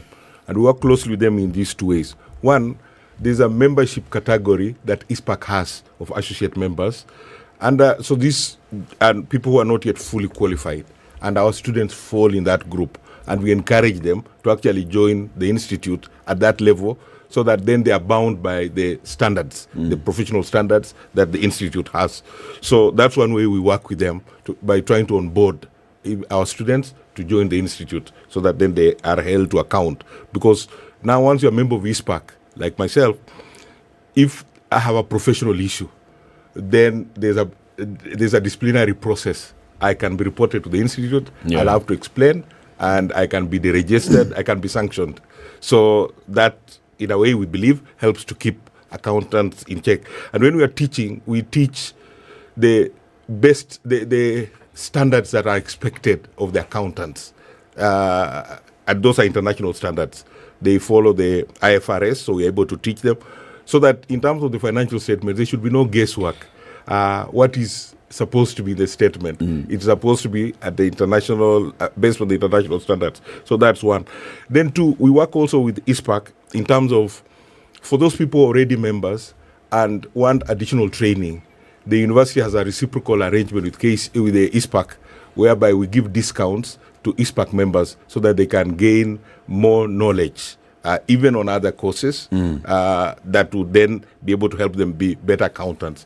So that's how we work with them in that journey, by onboarding and also by training. It continues professional training that continues to inculcate the culture. Yes. Okay, we'll talk about now the foundation, because KCA University has a KCA University Foundation. You'll introduce us to the foundation, one executive director. What is it?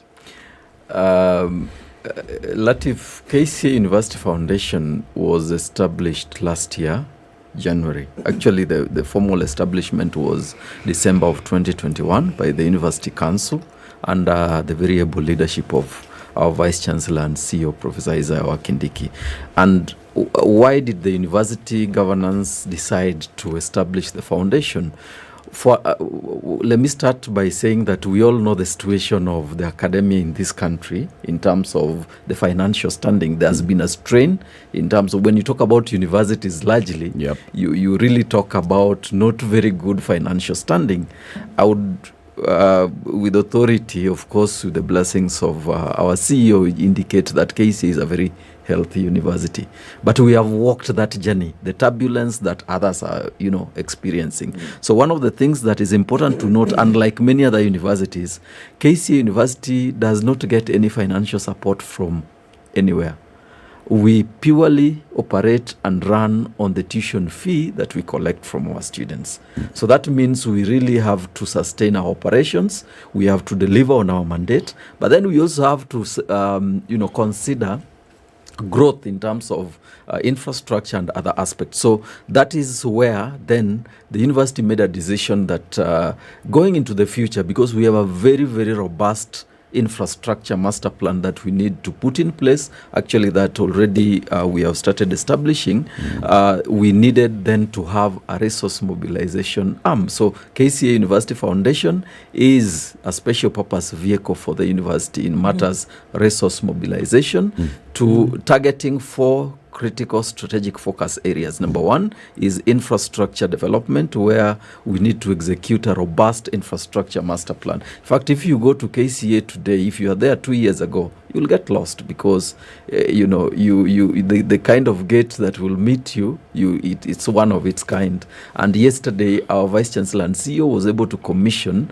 a perimeter wall that really is very magnificent. And right now, we are talking about going into the putting up, more infrastructure for learning, for students, and issues around that. Now, the second one is about endowment funding. So endowment, where we work with partners, and, partners are able to put in some funds. We invest this money in either government securities or any other, feasible investment options. And then the proceeds, we use them to issue scholarships to students. So then we do not touch the principal. So there are partners who then offer that. Then the third one is on scholarships. So these are direct scholarships. Latif, we have very, very compelling cases at the university. Not only our university, but generally across the country, where students who then would want to desire to pursue education for one reason or another, they face some hindrance and something happens midway and they either drop off or then they are not able to sustain. So again, the foundation really comes in to mobilize resources, work with partners to be able, to put in funds that would support such students so that we're able to move together. And KCA University coming from the common ground that education should be accessible. That is our belief generally. Education should be accessible to all. So as we do this, there's an attempt not to be able to tamper or tinker with issues about the kind of fee that people pay so that it doesn't become out of reach. And the final one is research and innovation. And this is very interesting because we are training researchers at the university and there is really need to work and support. So we work with organizations. One organization I would not mention because there are active conversations around this research area is coming in to ask KCA University to be a knowledge partner. And one of the key pointers and areas to partner is the area of research where they bring in the funds and then our faculty are able to conduct research with support of our students in various aspects. And then, of course, the last one is on innovation because there's really a big thing where we are largely focusing focusing on. So in a nutshell, that is what KCA University Foundation The stands foundation is the one that goes to look for the money to come and support all these things that you're talking about. Exactly. Now, you'll tell us how you are doing that and how you hope to do that after we take this break. 27 minutes to 8 o'clock. Roger Zabongo is the Executive Director of the KCA University Foundation. He's here alongside CPA Michael Ingutia, who's the Director of Special Projects and Alumni Relations at the KCA University. He's here, Alumni Relations and the Foundation and Resource Mobilization. You can see why you're here. Let's give them some Minute Maid. This is a Minute Maid break. Time for us to refresh, re-energize, so we can come back to the conversation. There's a lot that can be said about taking a break to then be able to come back to things after it's been heavy thinking, it's been a heavy day, even a heavy moment, even at this time in the morning. And so Minute Maid, through its offerings, different flavors, can say, take an moment and then come back into it. We'll be back shortly. Good morning. This is the Situation Room, the only way to start your day.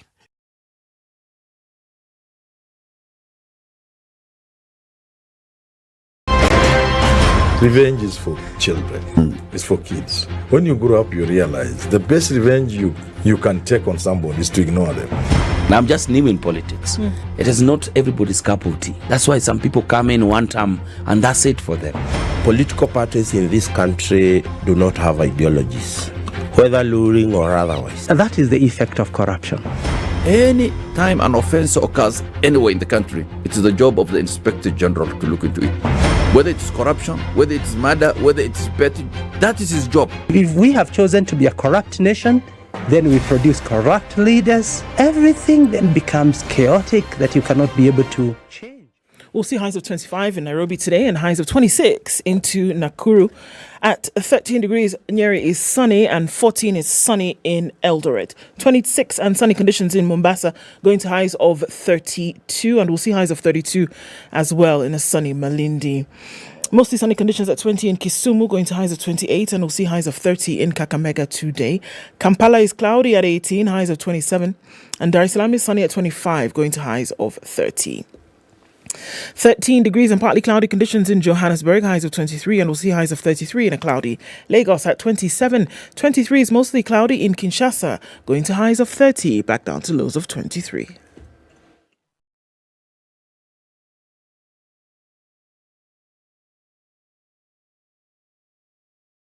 Mature, intelligent talk every morning. Right. 94.4 Spice FM, Nairobi. Not a busy morning this Thursday with traffic. We're seeing most folks not out. That's one thing that we can see. Into the CBD is really easy. We're just seeing a little bit of movement right around the Makadara train station on Jogo Road. But then coming off the Thika Superhighway, actually nothing much here. The Pangani underpass has a bit of traffic for folks who are trying to get into the CBD. Kiambu Road looks pretty good. You're going to be able to get through without too much of an issue. We're looking at nibs and knobs of traffic on Wayaki Way, heading out towards the city as well. And folks trying to get over the drift on James Gishuru out towards the Red Hill Link Road. Apart from that, it doesn't look too bad. A little bit of traffic coming off Langata Road and Gong Road here and there, but manageable this morning, and we're getting into traffic hour proper. We'll keep an eye on things and see how it develops through the morning. Talk to us on SpiceFM KE on Twitter.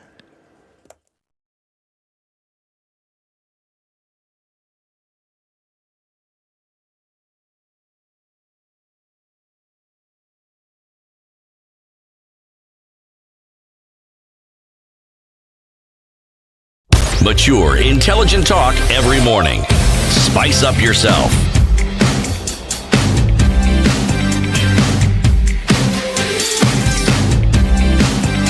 Mornings done right.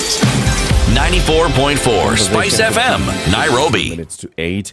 We have with us Roger Zabongo, the Executive Director of the KCA University Foundation, and CPA Michael Ingutia, Director of Special Projects and Alumni Relations at the KCA University. Now, universities have been in the limelight and in the headlines lately because of a shortage of cash. And some of them are basically insolvent. And KCA University, like we've heard this morning, gets all its operating money from the tuition that is paid by students who come to the various products of programs. Now, of course, when you look into the future, you'll have a challenge at some point where you may see a reduction in the number of students enrolling or an increase in the number of students enrolling, but an increase to the needs of those finances. And that's why the KCA University Foundation was established, as you've told us, Rogers, to mobilize resources to help the university stay afloat. Among those things that you've said, research, scholarships, an endowment fund, looking at infrastructure development.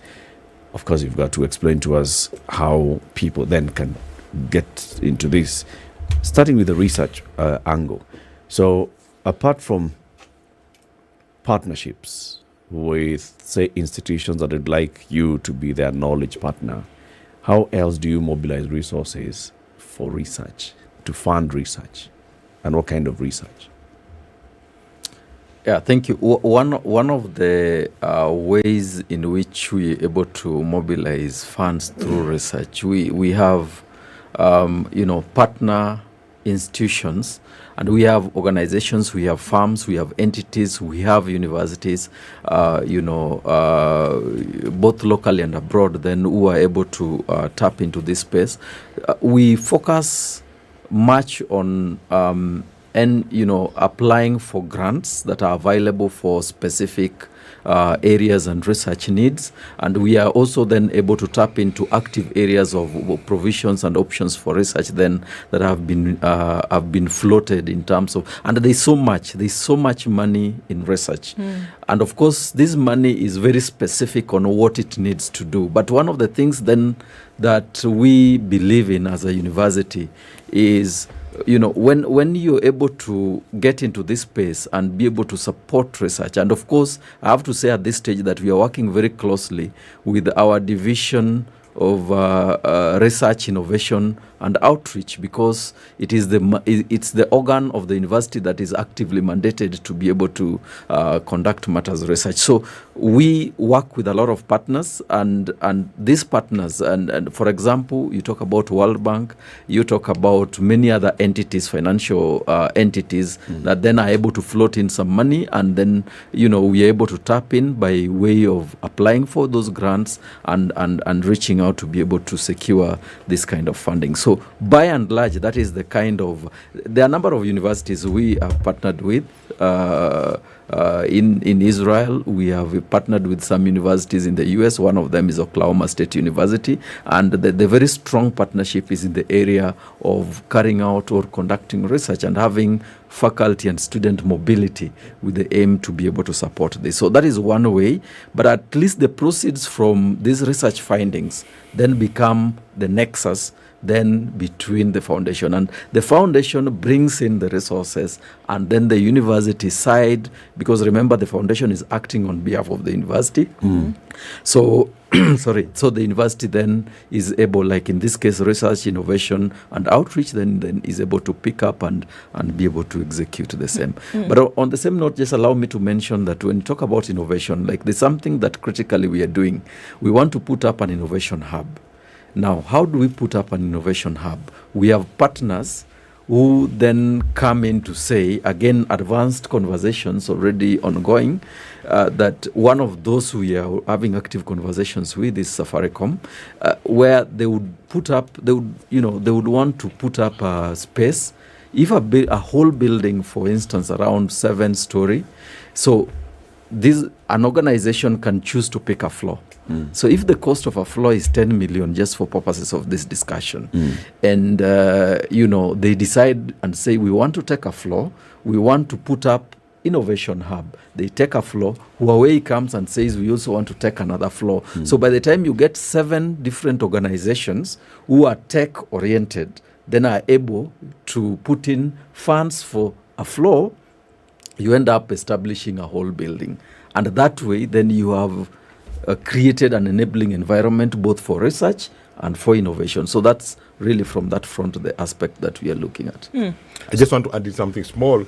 So on the side of the university, what the university has been able to do is to then create capacity within research, innovation, and outreach department. So we have a full-fledged division headed by a Deputy Vice Chancellor, Professor Nyeri.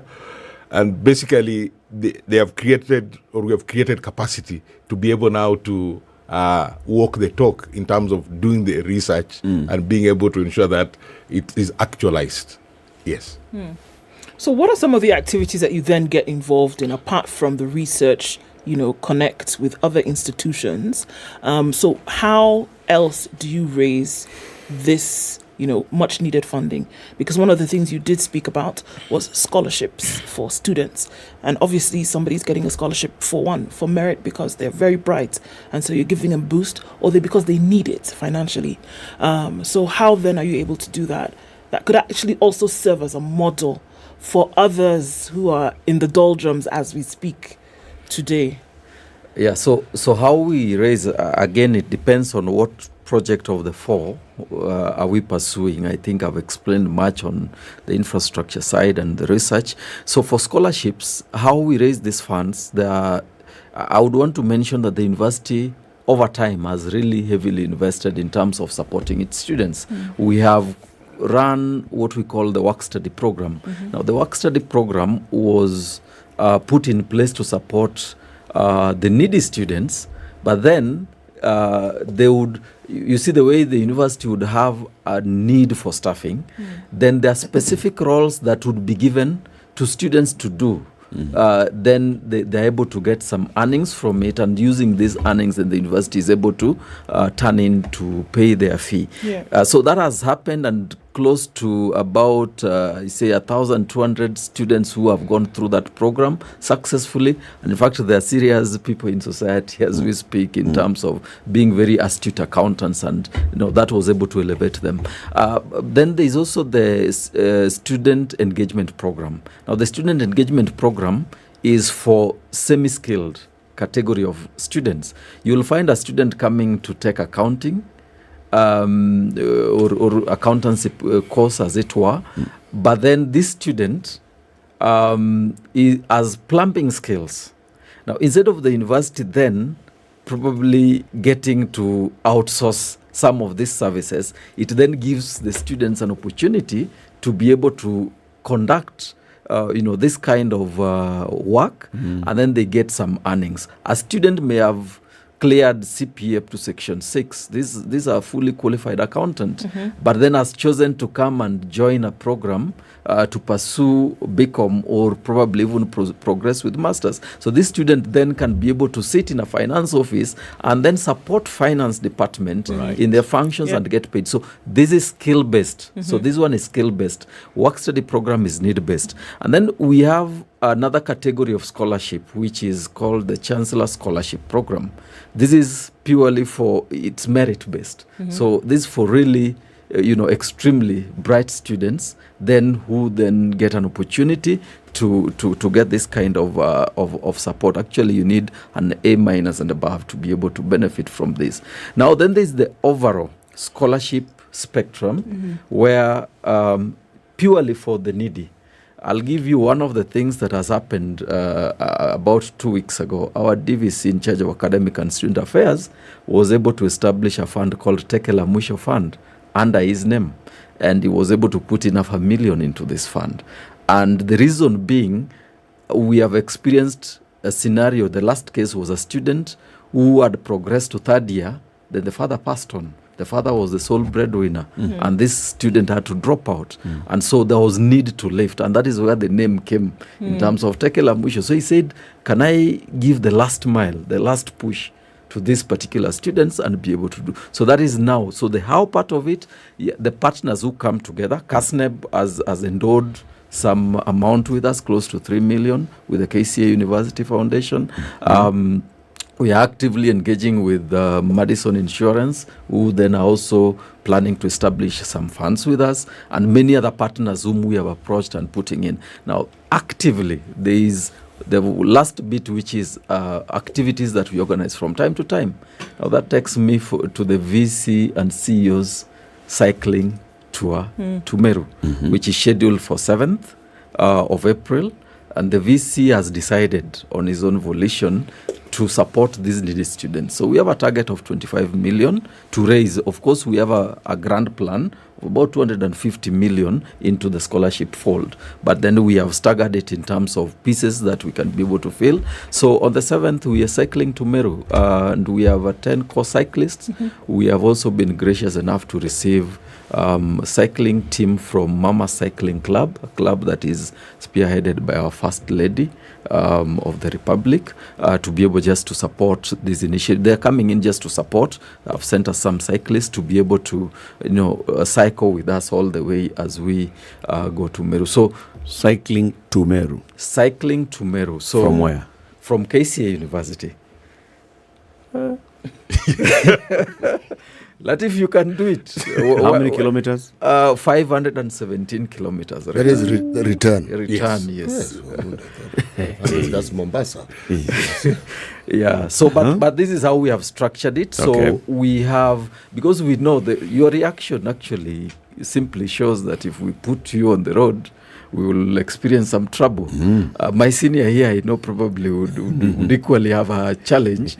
But one of the things that we've done, we have professional cyclists, 10 of them, who will be on the track from the university all the way to Meru. But then we have a team that will join them, but we are doing it up to China Square. So when we get to China Square, we do a short ceremony, they drop off. Now the corporate partners and individuals are invited to support to a tune of 10,000 Kenya shillings per kilometer. So we have corporates who have adopted a cyclist and said, we are going to pay 10,000 per kilometer for the 517 kilometers for a cyclist, and then they exclusively brand that cyclist. And remember, all this is just the giving back. And this is cycling for charity, so that then we are able to raise these funds to uplift the lives and livelihoods of our students. Okay, so this clearly then fills in one of those 4 bins that you've talked about. So then, are you saying that every shilling then that is recognized from this the cycling tour goes to making sure that students who are either already enrolled or who would like to be enrolled at KCA then have an opportunity to finish a full course? What does it then do for them?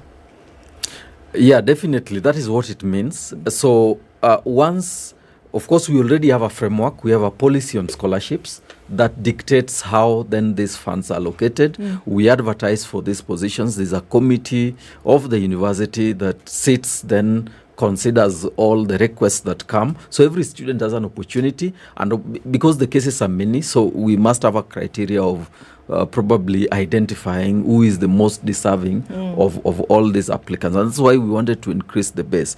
But what is critical, every single coin that is raised from this effort is going into supporting these particular students. Probably one of the things that I would indicate, that students who then are supported through scholarships, you change. I'll give you two of the cases. We have one of our alumni called Eliud Choge. Eliud Choge is one of our alumni who benefited from this. Now he works in the UK. We also have another student called Cheriot, who then was able to benefit, works in the US. But these 2 gentlemen made a decision that they want to give back. And so they decided to sponsor fully 2 students who are then able to take particular programs. So we just want to give an assurance that every single coin that is raised through this effort then will be able to go into supporting. And probably CPA Ngutia would speak to the aspect that once then you support this particular student, what does it mean to a community? So that's something that's really core at our philosophy at KCA. We really believe in that access, because access to education is an equalizer. So we look at it that in terms of charity, let me maybe take a step back. Normally what happens in the society today, if I have a need, I'll go to my neighbors or the immediate people that I know and tell them I have this challenge, I'm dropping out, be able to help me. And some people are able to help in that context. But the approach that education may not be the top of what they may choose to help, because they will tell you maybe you needed government sponsorship, etc. They may find reasons not to sponsor you. They may easily sponsor a funeral, they may easily sponsor a medical, because those are what touches people. But we believe education, and we charge less so that people can be able to afford, and it's a deliberate thing that we charge less so that we are affordable, and that we give opportunities for people to be able to come and study. And the foundation is playing the role then of ensuring that there's support for those cases that need support, so that they can be able to get education and be able to stand on their own, so that those families can stand on their own and not then have to ask for money for medical and the other. Because if you educate somebody, then you've given him a chance. He'll be able to uplift his family. Yeah. As the families get uplifted, the community also then gets uplifted. So that's the approach that we are looking at. Let us try and help by deliberately having the fees affordable, and also by creating mechanisms of raising money to support, so that then the need for the other support is less. Okay. Rogers, I mean, I'm looking at this in terms of, and this is great because you have the institution, you have the foundation, which was established for a particular need, and looking at the ways in which you then go in to raise this necessary funding. What have you thought about sustainability? Are these events that we look at, like now the cycling tour and other things that you would then do in the future, sustainable then as a mode for attracting funds? Or would you then graduate that into something else later? If you look at the research, the granting, as you spoke of, or would it then be a combination of factors to guarantee sustainability of this? Because you know what happens when folks know that we can go to KCA and we'll be able to then get, help if we needed it for an education. The likelihood of that number ballooning is huge. In as much as you want higher enrollment, then the needs, we cannot run away from the needs that are in society today. So is it sustainable? And then what else would you do to make sure that that pool that you've created then remains full? Wow. Ndu, the sustainability of it, yes, it's sustainable. We've thought about this from end to end. And one of the things then we have chosen to do, for example, this cycling tour, it's going to be an annual event. That is going to be run by the foundation on behalf of the university. But that is not the only thing we are doing. We have many other activities. For example, we're also planning to have performing art safaris, because we have a very robust arts team, and these are students, and they're going to be conducting shows where, the public can be able to, the good thing, when I know that I'm getting into or I'm going into a show, and every single coin I pay here is going to be able to brighten somebody's, future, then it becomes more robust. So we are using a combination of things so that we are able to get into a long-term sustainability. But the critical side of it, I talked about endowment. Now, endowment is the ultimate plan on sustainability, because when we talk about endowment, if you give us 20 million, this 20 million, we're not going to be spending it. We invest this 20 million and we only then spend on the proceeds. So that means at no particular time, then are we going to be talking about the absence of funds in terms of that area. So we are going to use a combination of all these factors. And of course, this does not take away the primary responsibility from our students, as because they have an obligation, and as they join, they're expected to do what? To be able to pay fee. But then it would be done in a very regulated manner. But our desire is the more you support, the better. Because listen, what happens, the reality is, Latif, in your village, if you don't care about what happens to your neighbor's child in matters education, and tomorrow you grow and you become, of course, I know you're already a millionaire, that I know. Tomorrow.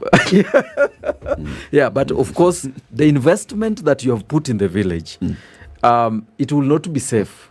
Simply because this neighbor's child who did not go to school has gotten into other things, and then your own investment becomes, is at risk, and you end up spending much more to be able to sustain this kind of an environment. So it's very, very interesting and important that we have the culture of, philanthropy, as we are able to support and give. As we conclude, tell us again about what's going to be happening on the 7th of April. So it's the VC and CEO cycling tour of Meru, riding from KCA. You know, Ndu cycles every weekend. So Ndu, you have a plan for next weekend. Karibu. Oh, 500 kilometers only. You may do half. Just go to Meru and stay there. So how do people participate? Those who would like to join the cycling tour, how can they join? Just shortly, and also those who would like maybe to support. Thank you. So quickly, those who want to join, we have a pre-event on Tuesday at the university, where our Vice Chancellor and CEO is going to be able to host a number of the partners, sponsors, and those who have then been able to support. So one way is just to come and support. Secondly is to be able to, we have a pay bill that we have established to be able to generate this money, so that the general public, those who want to throw in some money, then they are able to put in some funds that is going into this effort. We also have branded merchandise that we are selling, either branded mugs, branded bottles, water bottles, branded t-shirts, branded caps. So all these we are selling to be able to support. And then for individuals and partners and corporates, please reach out to us. Then we are able to give you an opportunity also to sponsor per kilometer at 10,000 Kenya shillings. Asante sana. And just to give you, the pay bill number is 400-200. Right? Yes. Pay bill number 400, but then there's an account number. It's a very long one. Get in touch with KCA University Foundation to get the details of how you can support this. Kenya's biggest conversation continues from KCA University Foundation, Roger Sabongo, and from the university itself, CPA Michael Ingutia. It's 8 a.m. Good morning. Good morning. This is News. I'm Dennis Aseto. Kenya is seeking to partner with Universals to develop a biotechnology center in Nairobi that will manufacture vaccines and drugs. President William Ruto said the biotechnology center is part of the government's plan for universal healthcare. The head of state said the partnership, once finalized, will also include skills transfer to boost the country's human capital in the pharmaceutical industry. The president spoke during a visit to Universal's Group Biotechnology Center in Jumet, Belgium.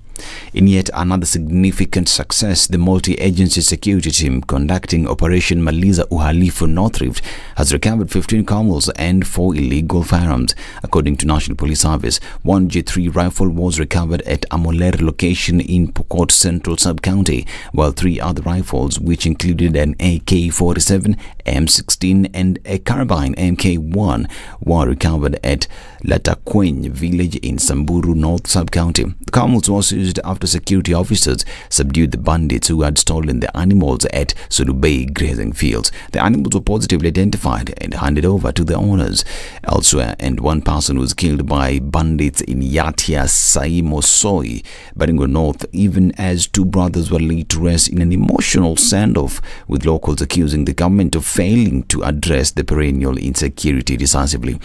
The attack saw 60-year-old who was tilling his land killed by armed bandits, who later made away with an unknown number of livestock to the neighboring Tiati sub-county. Miles away from Yatia village, 2 brothers, Raymond Chitalam and Kemboi Chepchieng, were buried in Naiben village after being killed by the criminals 2 weeks ago. And journalist Jackie Maribe and her ex-lover Joey Irungu have each been put on defense in the murder case of businesswoman Monica Kimani. Justice Grace Nzioka says the prosecution has provided sufficient evidence to take that cause. Joey told the court that he'll call 1 witness to his defense, whereas Maribe said she'll call 4 witnesses and also take the stand. This even comes as ICT CAS Dennis Itumbi says he still believes his longtime friend Maribe is innocent of Monica's murder. NDCI boss Mohammed Amin has joined the team probing the murder of interior designer Jeff Mwathi. Detectives plan to exhume the body on Friday for a fresh autopsy. Amin had visited the scene where the designer died in Roysambu as part of the probe into the incident. Inspector General of Police Javed Gomez said they found gaps in the incident and a need to exhume the body to help in their probe. A Nairobi County government disclosed that it will soon advertise vacancies for medical personnel to address the staffing shortage across all city public health facilities. Nairobi County CEC Anastasia Nyalita, who was on a tour of Mbagathi Hospital, noted that the county had established, for instance, that at least 200 more staff are required to serve between 1,000 to 1,200 patients who seek outpatient services at Mbagathi daily. She assured city residents that issues around staffing will soon be a thing of the past. Under the leadership of Governor Johnson Sakaja, Nyalita said the county's capital had been able to achieve a lot of health sector, including recently launching the first ever ICU facility at Mambalusi Kibaki Hospital. And the Electricity Consumer Society of Kenya has filed an urgent application in the High Court seeking an order to quash the decision of the Energy and Petroleum Regulatory Authority to announce increment of electricity tariffs. The society said the regulatory body did not consult and carry out public participation before making any pronouncement on the increment. The said increment is contained in the Kenya Gazette notice dated 24th of March 2023 and is to become effective on April 1st, 2023. And Ghana's President Nana Akufo-Addo has said that substantial elements of a draconian anti-LGBTQ bill being considered by its parliament have been modified after an intervention by his government. Akufo-Addo made the disclosure at a joint press conference with U.S. Vice President Kamala Harris, who was on a tour of the West African country. He pointed out that the proposed legislation, framed in the guise of family values, which seeks to introduce some of the harshest anti-LGBTQ laws in the continent, was not legislation introduced by his government, but by a private member's bill. This is Newswire. I'm Dennis Aseto. Good morning.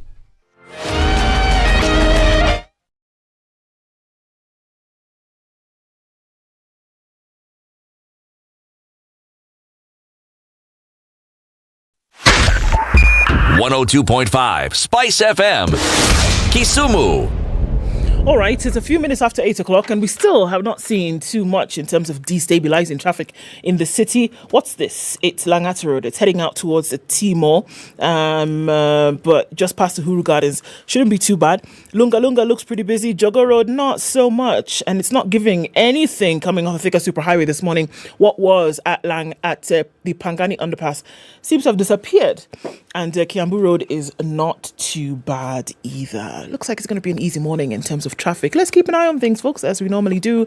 Let us know what's going on where you are. Talk to us on SpiceFM, KE on Twitter.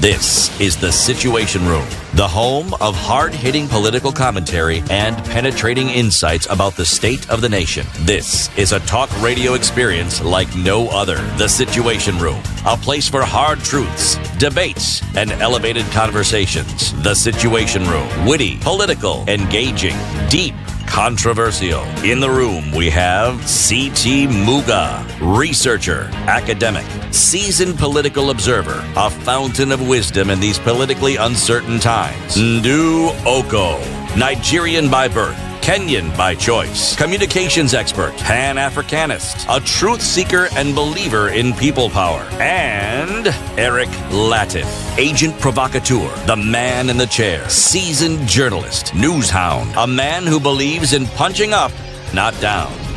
This is the Situation Room. It is 7 minutes after 8. How are you doing wherever you are? Kenya's biggest conversation enters the third hour on this lovely Thursday. It's Thursday and therefore it's Justice Thursday. So we have these conversations every week as much as we can. We want to have a conversation looking at justice and accessing justice. Social transformation through access to justice. That is the strategy by Chief Justice Martha Koome, and we look at, okay, so she said this. We have to keep track of this and remind her and the entire judiciary that yes, we expect greater access to justice and better understanding of justice by all of us. And that's why we have these conversations. Also, we expect better access to housing and affordability and housing. And that's why we want to tell you to get in touch with Centum Real Estate. Centum Real Estate have several projects. We have been talking about the Vipingo development project in Vipingo, Kilifi County. We have talked about Kasarani, the development of apartments coming up in Kasarani.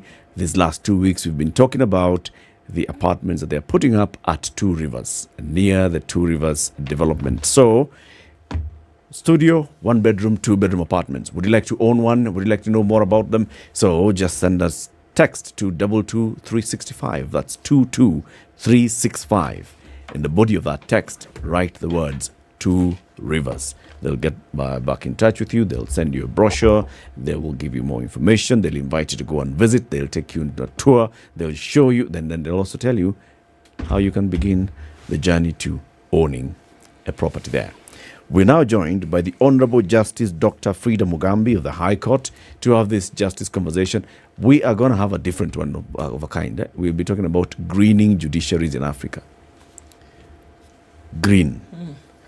Last week, we had a conversation about going green, and we had Dr. Green in the studio, Dr. Isaac Kalua Green joining us. Today, we have Dr. Mugambi in the studio talking about green, but greening judiciaries. We want to understand what that is all about. Good morning. Morning to you. Welcome to Kenya's biggest conversation. Thank you very much. Thanks. Your ladyship, may it please you, this is the hot seat. Please, we agreed. Do not put me on a hot seat. That's why we're starting this way, Your Ladyship. May it please you, Your Ladyship. That is the hot seat of the Situation Room. We'll be much obliged to pin you to a corner. All right. And make you respond. But don't worry, it's going to be an easy ride. For example, CT will start by giving you a very simple, straightforward proverb. You listen to it, and then you'll give us your own interpretation of this, Judge. Am I on cross-examination? Oh, yes. Okay. No. Try me. No. Eric has spoken an untruth. When you have a guest in African tradition, you do not put them on the spot. You welcome them, you make them feel at ease, and you begin a conversation. So let's begin our conversation. Especially the first day, mgeni siku ya kwanza. Yes, mgeni siku ya kwanza. Yes. Nyingine, lakini huyu mgeni si siku yake ya kwanza. Asante. Yes. Our proverbs for the whole of this week, which are, in our terms, are weekends on Friday, from the country of DRC. What is said over the dead lion's body cannot be said when he is alive. In this country, all lions are male. What is said over There's another country where lions are female. Yes. They are called lionesses. And there are no lionesses in Kenya. All right. Oh, it's DRC. Okay. What is said over the dead lion's body cannot be said when he is alive. Judge, this is from the DRC. When you hear it, what do you get from it? What do you think the Congolese were saying? What is said when a lion is dead can be said, but when it is alive, it cannot be said. No, the other way around. When it is dead, you can say anything. You can say anything. Anything. Exactly. When it's alive, you can't say it. Dare you? Yes. Should I say anything more? Like when the lion is alive, dare you? I think I have answered the question. Dare you? And I think we see it every time around us that,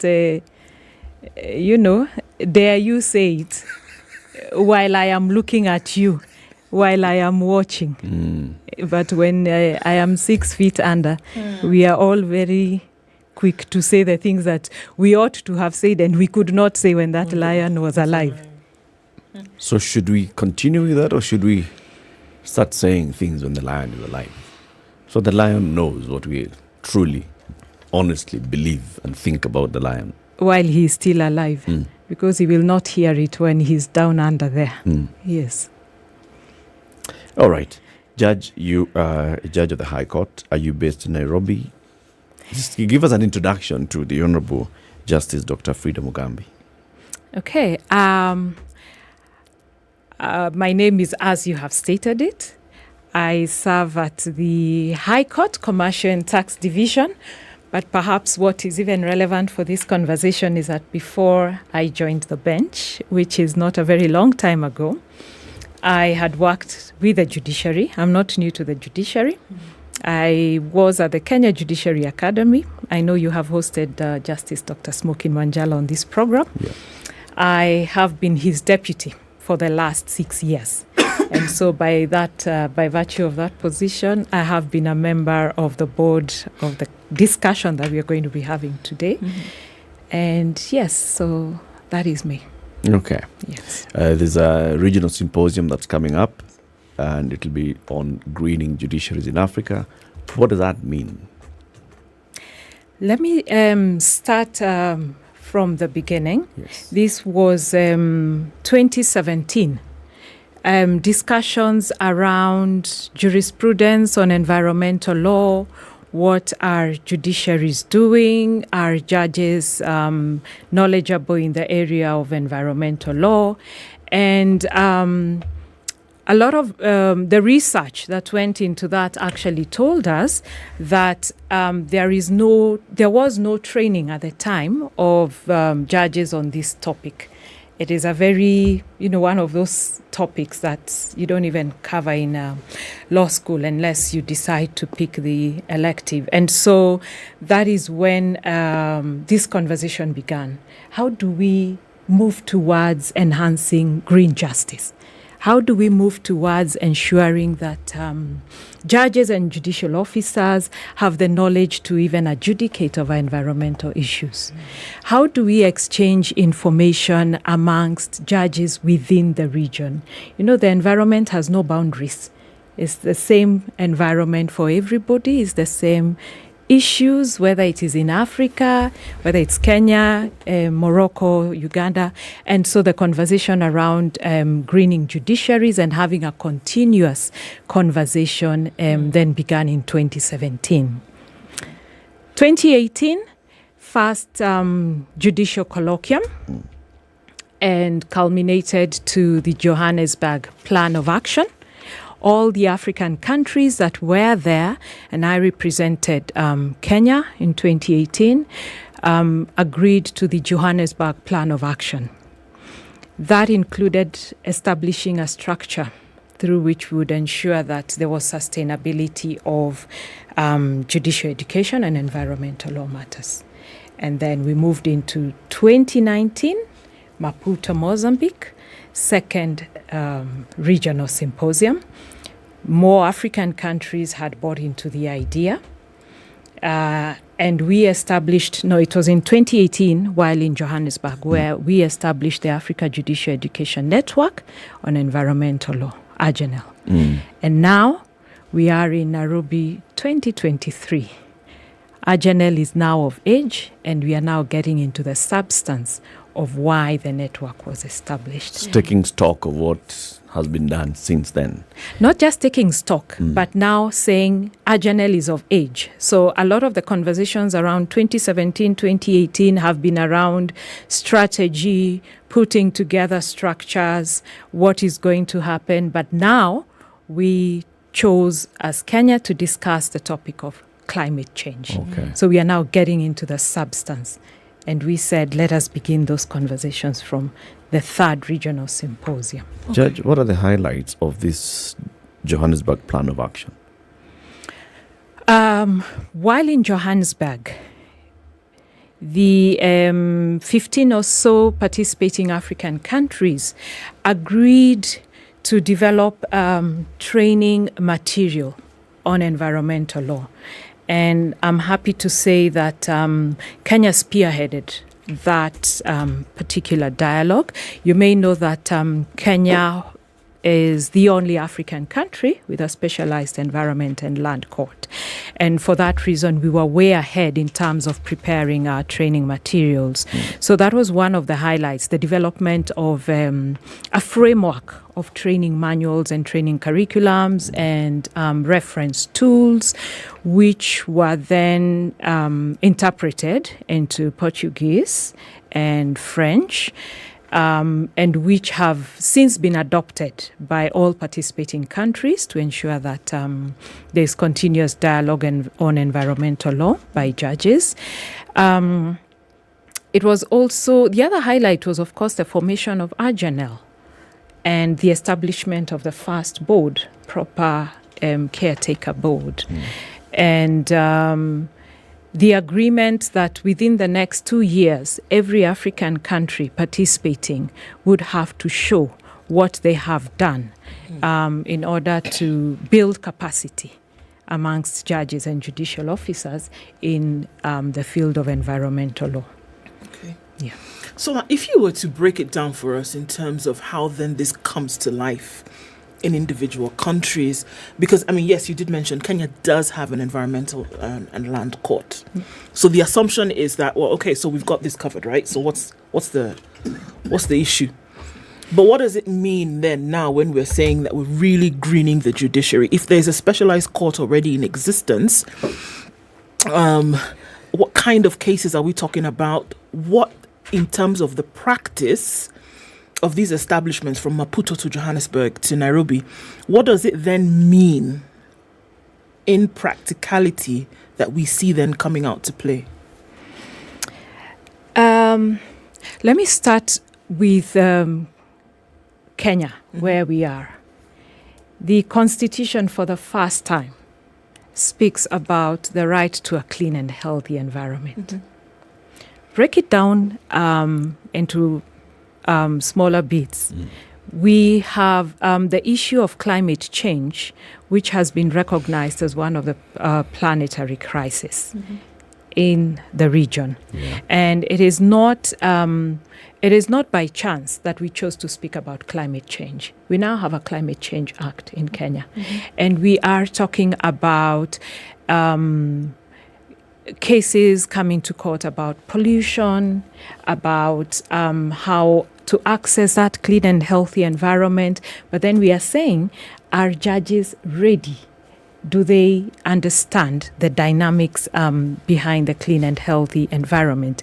And then it goes down to this access to a clean and healthy environment, and what does it mean to even the marginalized communities? So when we talk about climate change, we are talking about these very different weather patterns, which eventually then affect the resources, access to resources, which then affect marginalized communities, which then affect also, there's also a gender dimension to it. And all of these are discussions that are going to form part of the two-day conversation. The human rights issues, what is the emerging jurisprudence, not just in Africa, but globally, how have other countries tackled, public interest litigation cases. And so while we are doing this to be able to share the jurisprudence that has come from the Environment and Land Court, we also hope to tap from other countries what issues they have actually faced and how the judges have dealt with those particular cases. Would they only play out then in the Environment and Land Court, or will we see that then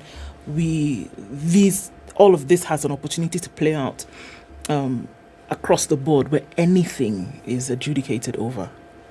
No, the reason I talk about the Environment and Land Court is because of the very specialized jurisdiction that the Environment and Land Court has. But you see, environment matters are also human rights matters. So that could play out even in the Constitutional and Human Rights Division. But of course, knowing that the Environment and Land Court can also determine petitions that come to it in the form of Environment and Land Court matters. There could also be commercial disputes attached to it, because pollution is also an issue of how much money putting in to clean the environment. So really, it's a diverse situation that we are talking about.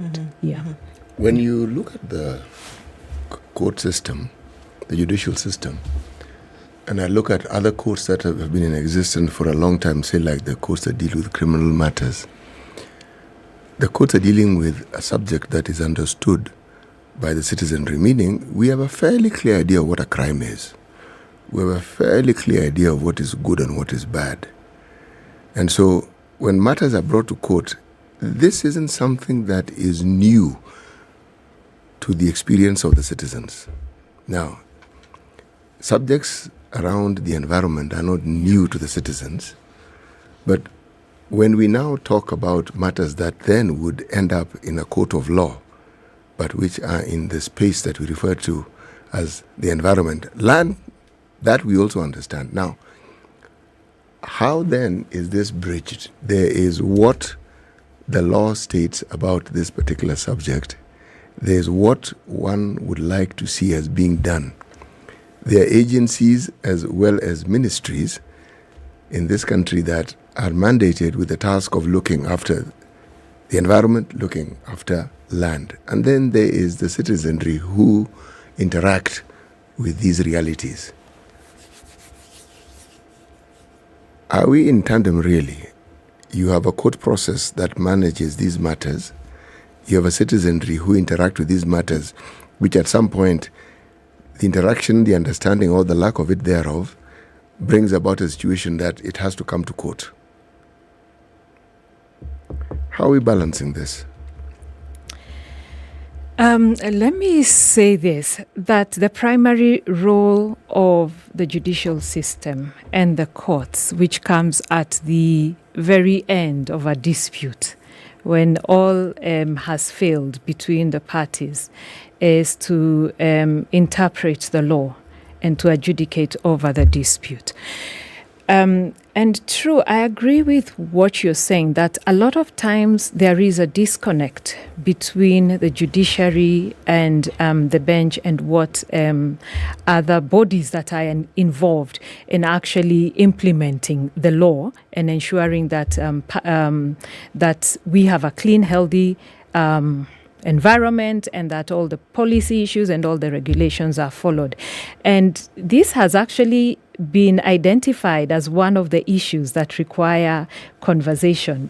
We have, in one of the panels, a session on the interaction between the judiciary and stakeholders on not environmental law, but we are themed on climate change. And part of the issues that I would anticipate would come out here is that connection between the judiciary, the executive, the legislature, in terms of even court orders, following court orders. When the court makes a certain order, are those orders enforced? Are they implemented? Resourcing the judiciary. How does the executive, legislature, and the judiciary relate in those terms? There is also the aspect, again, you talk about whether the public is well aware of the disputes, but you know that where judges sit, judges do not ask for cases to come to them. Judges have to wait for cases to come to them. And so it has been said, and it is true, that a lot of the cases that go before the Environment and Land Court are mainly on land.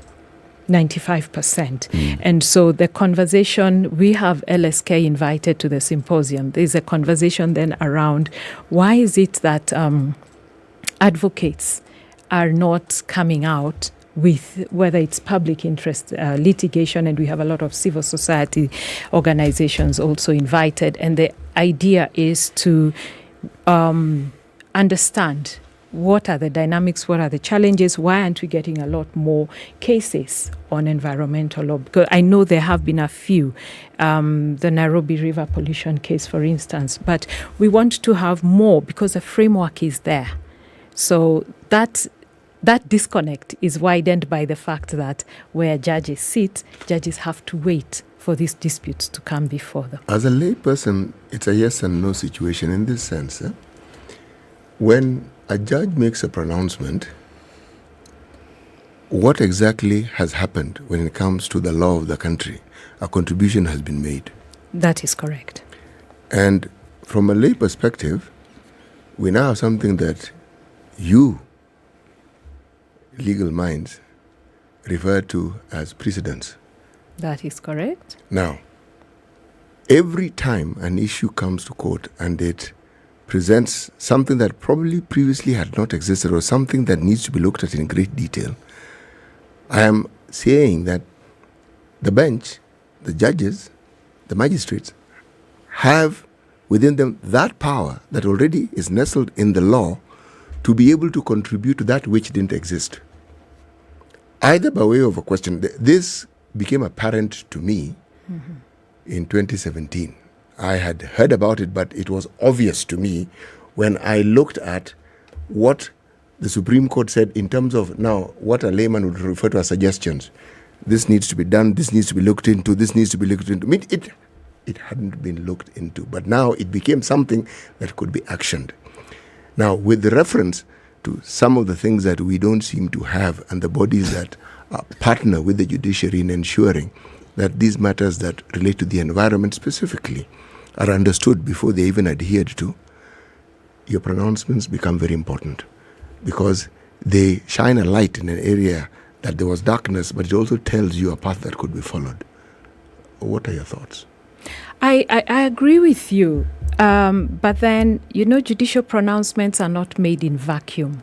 Precisely. And while there is an opportunity, and a great opportunity at that, for pronouncements and precedents to be set on matters environmental law, I think those cannot just come in vacuum. And so what we are saying is let us have more issues brought to the fore that then also give the judge an opportunity to be able to make suggestions, even for legal reform. And that is done all the time.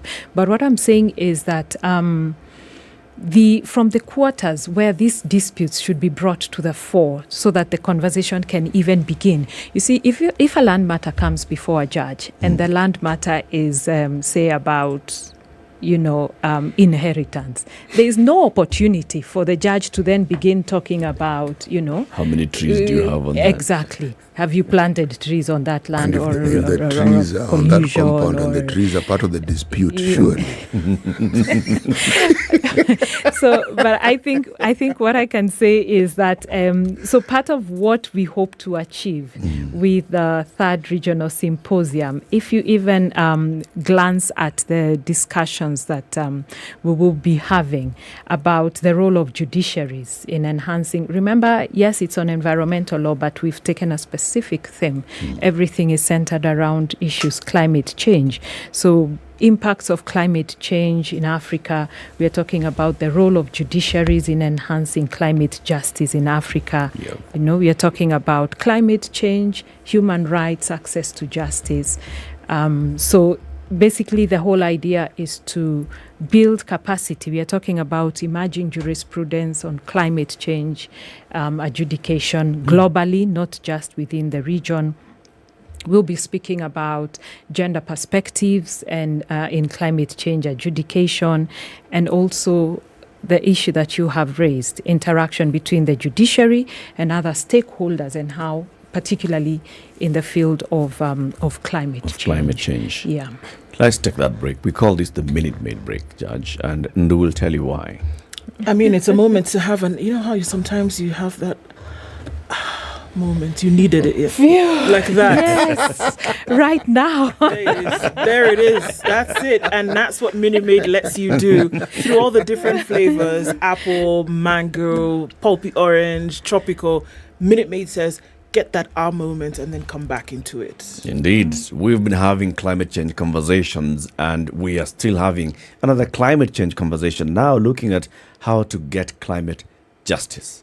And we have the Honorable Justice Dr. Frida Mugambi with us in the studio, talking about what the judiciary is doing in Kenya and other judiciaries in Africa to talk about greening judiciaries. A third regional symposium coming up. Article 42 of the Constitution talks about the environment. Every person has a right to a clean and healthy environment, which includes the right to have the environment protected for the benefit of present and future generations, and to have obligations relating to the environment, all of them fulfilled. We also have Article 43, economic and social rights, which also touch on environment and clean and sanitary places to live in. So let's continue this conversation after the break. It's 28 minutes to 9. We're live on KTN, on SpiceFM, and online on YouTube and Facebook. Back shortly. This is the Situation Room, the only way to start your day.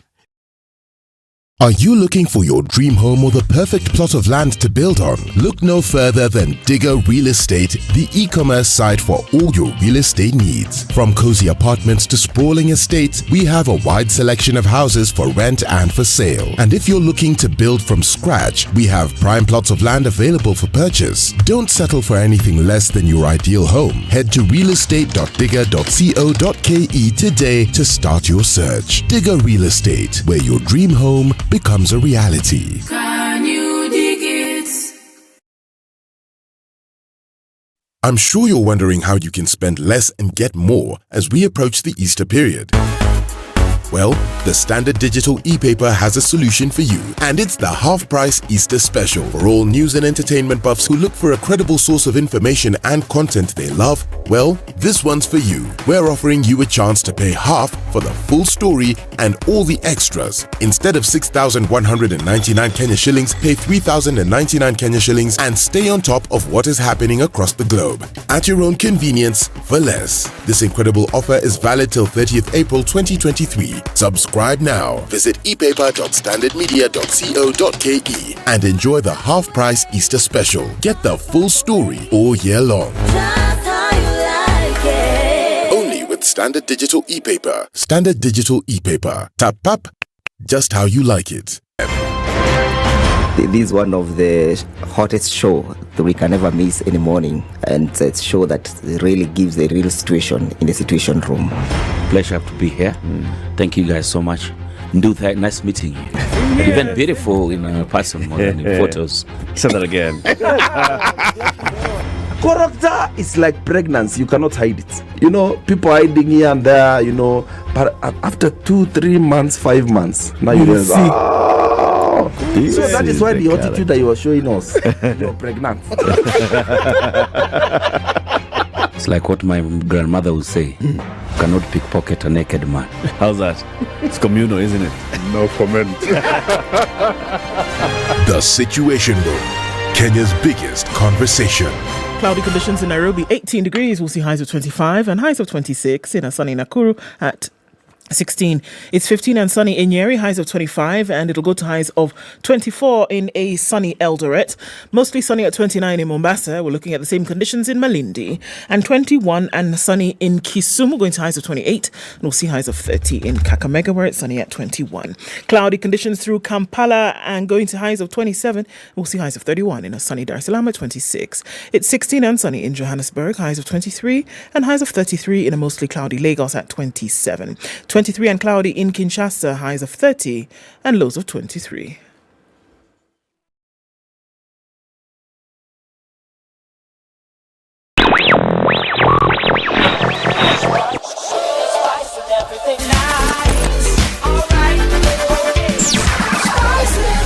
Spice up your life. All right, so it has not been a problem this morning. We're looking at a little bit of traffic, finishing the very little that was there on Jago Road. But apart from that, really nothing. Looking at the streets and enjoying what they are like, empty. It doesn't look like most folks are getting into the CBD this morning as they normally would. I wonder why. Okay, maybe just a little bit on Ring Road Westlands, trying to get out through Wangari Maathai into the city, but apart from that, it's like ghost town, Nairobi today. Keep an eye on things. Let's see one more time or so what it looks like. SpiceFM KE on Twitter. Keep things moving anyway.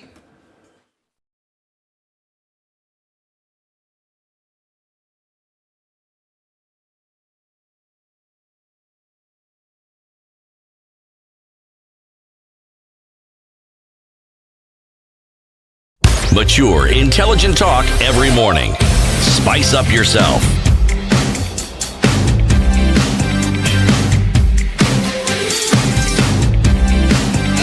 Mornings done right. 94.4 Spice FM, Nairobi. The conversation continues with the Honorable Justice Dr. Frida Mugambi of the High Court of Kenya, who, like you've told us, Judge, before you joined the bench, you had spent like 12 years of your career dedicating that to building the capacity of judicial officers and going up to the point of being the assistant director at the Judiciary Academy. And now, when you went to South Africa and you met with the other officers from 15 countries, among the things that was discussed then was the establishment of AJNEL, the Africa Judicial Education Network. which is also looking at building the capacity. One of the things that you started by pointing out to us was the realization of the gaps, knowledge and skill gap, in matters of environment and climate change. And that's why even you have been discussing, okay, how can we enhance this knowledge? How can we enhance this skill of judicial officers? But let's then step outside of that. What are you doing to build the capacity of lawyers on this? We know, of course, in Kenya, there is the Council of Legal Education. There is the Commission for University Education. Is there any conversation that's taking place on making sure that then we are also, as we build the capacity of judicial officers, we are also building capacity of lawyers? Yes. So, first of all, when you say that I've been in judicial training for 12 years, you're giving me many extra years. Are you? Is that true? That was around 7 years at the Kenya Judiciary Academy. Okay. Well, that said, Article 172 1D talks about the continuous capacity development for judges. But the other key role of the Judiciary Training Academy is also to enhance dialogue amongst stakeholders. And the Law Society of Kenya lawyers are part of our key stakeholders. So when we hold sessions for judges and judicial officers, we take the opportunity to also invite a few lawyers in the space of the particular subject that we are talking about. And that is not, environmental law issues is no exception. So when we train judges, judicial officers, we have stakeholders present. We speak with NEMA, we speak to advocates involved in litigation around environmental law issues. And in this symposium as well, the Law Society of Kenya is invited. And that is part of the dialogue. And not just the Law Society of Kenya, other stakeholders as well have mentioned NEMA amongst others. You're not mentioning the Council for Legal Education. It's interesting that you should speak about the Council for Legal Education because I came from the council before I joined the judiciary. Now, the Council of Legal Education is the regulator for legal education in this country. So I believe that the kind of engagement that we'll be talking about is with the Kenya School of Law. And there are ongoing conversations and around building also training programs with the Kenya School of Law. We have had engagements with the academia and how it is that the universities can also, be part of judicial dialogues during capacity building. So yes, there is a lot of work going on around that perspective. Yes. Admiral, and looking at then what we hope to achieve, what would be the markers to say that now this establishment then has succeeded? What would be the markers that you put in place to say, okay, once we've done this, then we can see that this overall picture, then we start to see it being entrenched or embedded? What would we see in practice that you would then say has made this successful? Output to me would be the jurisprudence, progressive jurisprudence, more litigation around environmental law issues. But I have to also say that we have come a long way since 2017. In 2017, the conversation was around do you even have training programs on environmental law? So if you're talking about outputs, that for me would be one key output that indeed shows that we are on the right path. So at that time, we have no training program on environmental law. We don't even know how such training is done. That is one. Two, exchange of information. If you look at the symposium, the Nairobi Symposium program, you will find a rich menu of experts on the subject from Kenya, from the region, and even globally. So that exchange of information. Third, exchange of jurisprudence, resources. when we started, we were just trying to, even figure out how would this happen. Now, one of the highlights of the Nairobi Symposium is that the network will be unveiling its website. And on that website, one of the key things that you find is resources, jurisprudence from Africa. It's also networked to other global institutions on environmental law. So easy access to resources. So these are all, to me, winning points that I see. As you talk about jurisprudence, like you said earlier, jurisprudence would be a result of a matter that has been brought before a judicial officer. Now, what do you do to catalyze those matters, to increase the matters that come before the judicial officer, so that then they find these judicial officers who have the capacity, who have a better understanding and knowledge on how to handle these matters? Because like you said, the question has been, even in the Environment and Land Court, it's more cases about land disputes, not on environmental disputes. So what is it that you look at as a strategy to catalyze more cases being brought before court touching on climate and environment? Well, I know, and I'm going to put this for the record, I said that I'm not an environment and land court judge. And so my views would be my views and not speaking for the court. But what I would say is that one of the key issues is capacity building, dialogue, interaction, such as what we are doing now with the symposium, teasing out the issues. And so while not all the lawyers will be able to attend the symposium, the same will be streamed live. So lawyers interested in environmental law issues will be able to stream in and pick out the issues that are being teased out by the experts, by judges, even by the Law Society and by other participating delegates.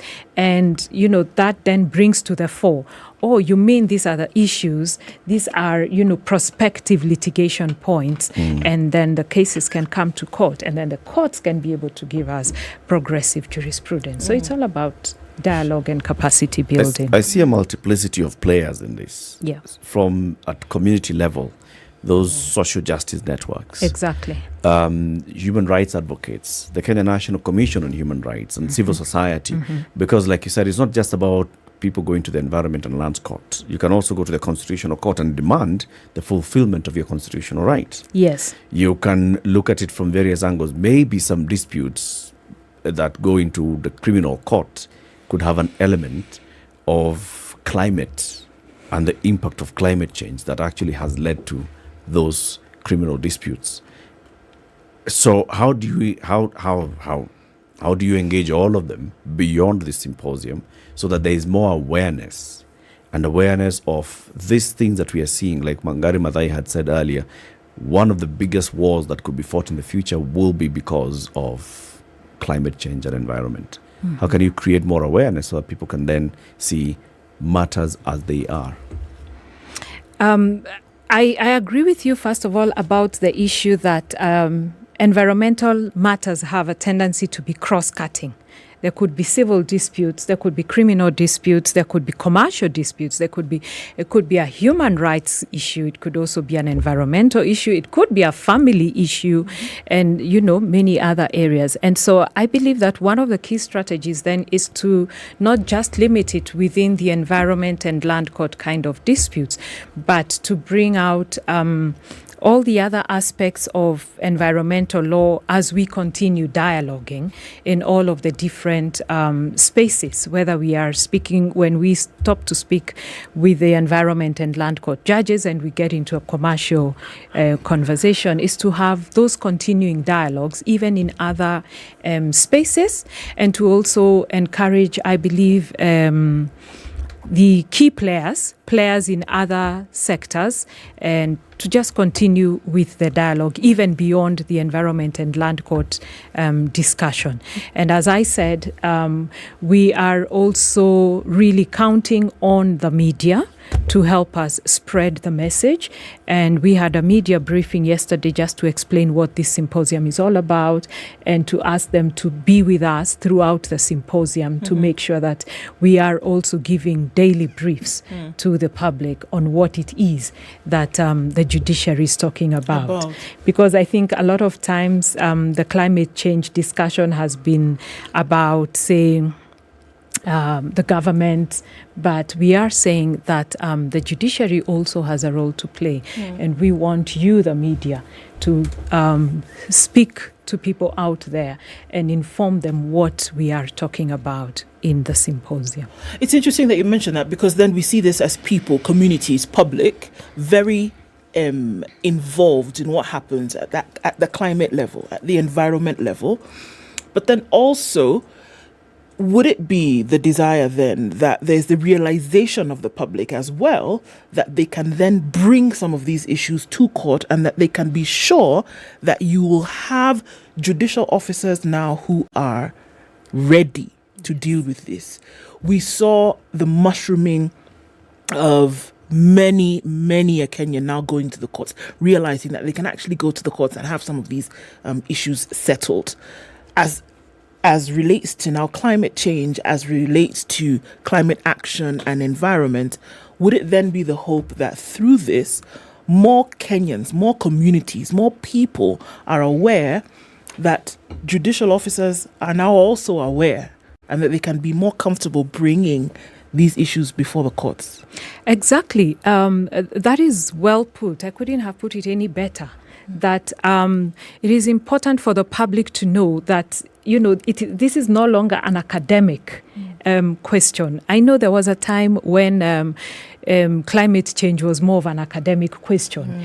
And if you look again at the place of this discussion in the STARG blueprint, social transformation through access to justice, it is about the people.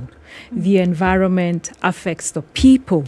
It affects the access to resources. It affects the vulnerable people in this society, the marginalized. And so what we are saying as a judiciary is that bring those disputes. We are having the discussion. We are having the dialogue. We are now more informed and more aware, and we are picking from other countries that have had similar disputes. So we will be able to listen to you, and we will be able to adjudicate over those disputes. But you have to bring them to us so that they can cease being just academic points. Yes. In 2016, two very interesting things happened. Well, one relates to the continent, but one relates to Kenya. There was an oil spill off the coast of Mauritius, serious oil spill. Now, it brought to the fore this very, very discussion about environment. Then here in Kenya, a case was begun around that same time. It was later determined by the courts, and a whooping amount, it was a class action case of something like $12 million was awarded to residents of Owino Uhuru. The case of lead poisoning. Now, every time one hears of environmental cases in this country, you cannot hear the cases without thinking, but there's an agency that's supposed to deal with these environmental issues. NEMA. What's their role in it?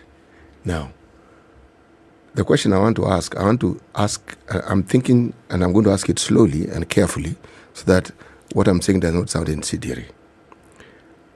What role do the courts play in ensuring that the actions taken against a body such as NEMA that is found to be derelict of their duties? Because I'm thinking this in terms of how do people understand the importance of these things if the agency that's supposed to superintend it seems to go scot-free every time an issue that falls under their purview has occurred. And we hear of the issue, we know the consequences, but the agency just seems to go scot-free. And sometimes lives are lost.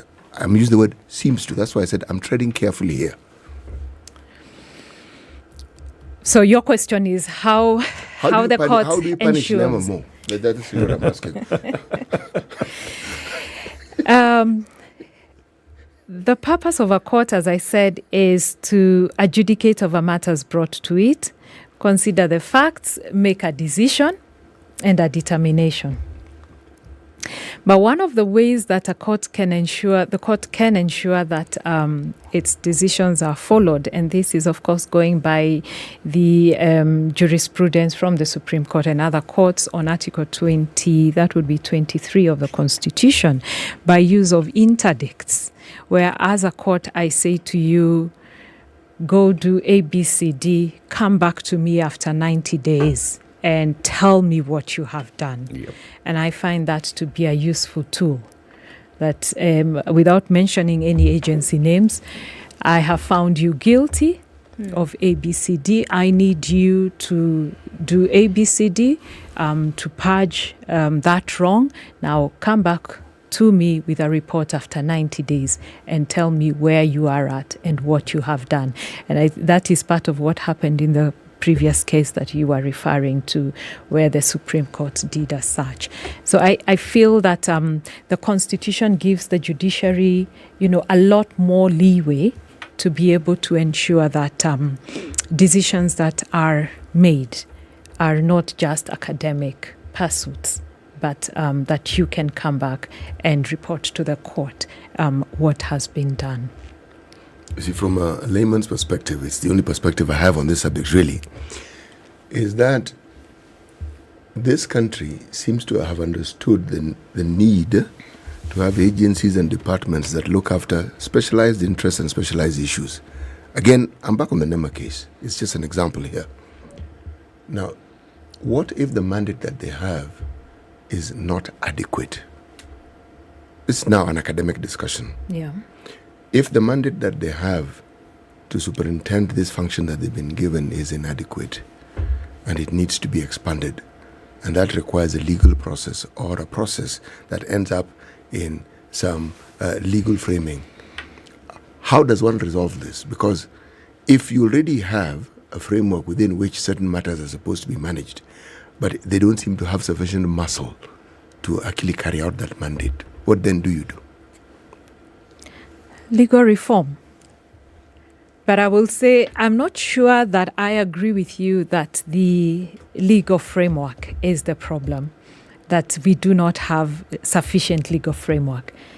I would tend to think that there is sufficient legal framework. The question would be why the default in ensuring that we are implementing the framework. How do you measure this adequacy?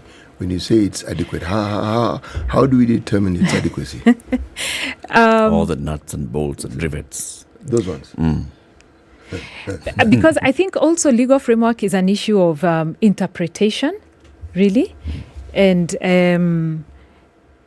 I am not very conversant with the environment and management statutes, but I get the feeling that it is not really the legal framework that we are looking at. Because even when people go to court, if you look at most of the disputes would be around environmental impact assessment. So it is already provided for. The issue is, was it done? Was it properly done? So it's a human resource inadequacy. I wish not to speak for any agency, but I would just say that if I look, there's EIA provided for, then the question becomes, how was it done? It conducted? There's public participation provided for. Was it followed? Yes, no. And that is, to me, where a lot of the disputes arise. So I am not sure, really, I would agree that there is inadequacy of legal framework. But even if there were, then I believe that the institutions that we have are capable of pursuing legal reform agendas. Can that be initiated by the court? For example, a matter is brought before a judicial office and you look at this and you see the mandate of this particular institution only reached this far. But if it had extended to maybe beyond point X to Y and Z, would be dealing with a different matter here. And so therefore you recommend legal reform. With caution, I would use the word that you're using, recommend. Remember that the work of a judge is not to legislate from the bench, but suggestions for reform have been made in different instances. Yes. I want to go back to the issue of lawyers. You have looked at the training of judicial officers. You have, under now Janelle, you've looked at developing training framework and material to build the capacity of the judicial officers.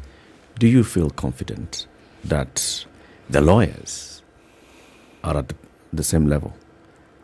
Those that are being churned out of the various universities that go to the Kenya School of Law, are they at par with the judicial officers? Well, different levels of capacity building there. One of the strategies that I believe have been adopted is to make environmental law a compulsory course at the university level. When I studied law those many years ago, environmental law was an elective course.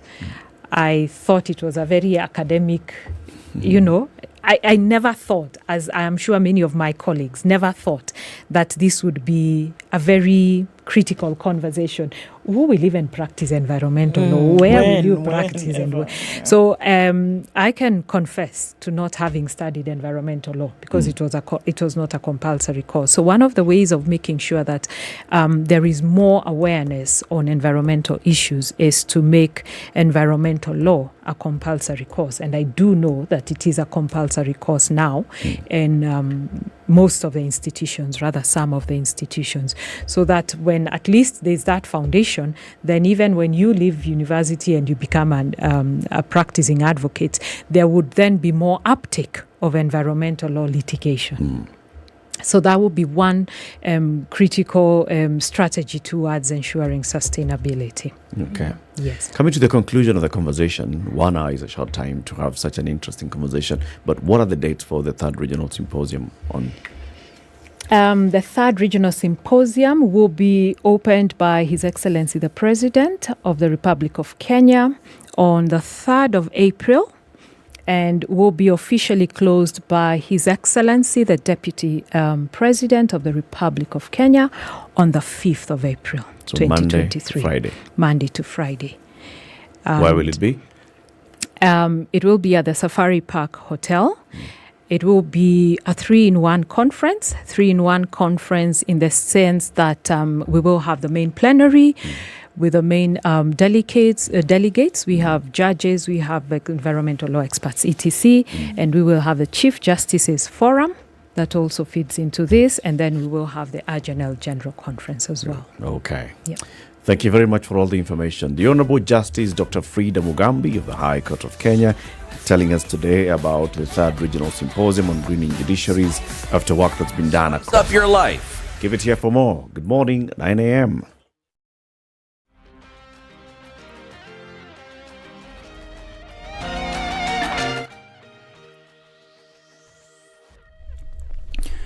Good morning, this is News. I'm Dennis Aseto.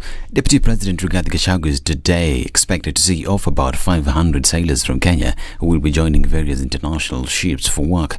The seafarers have been receiving training at the Port Maritime Academy in Mombasa. Mining and Blue Economy CS Salim Vuria says that Kenyans will be working with their colleagues from America and Spain.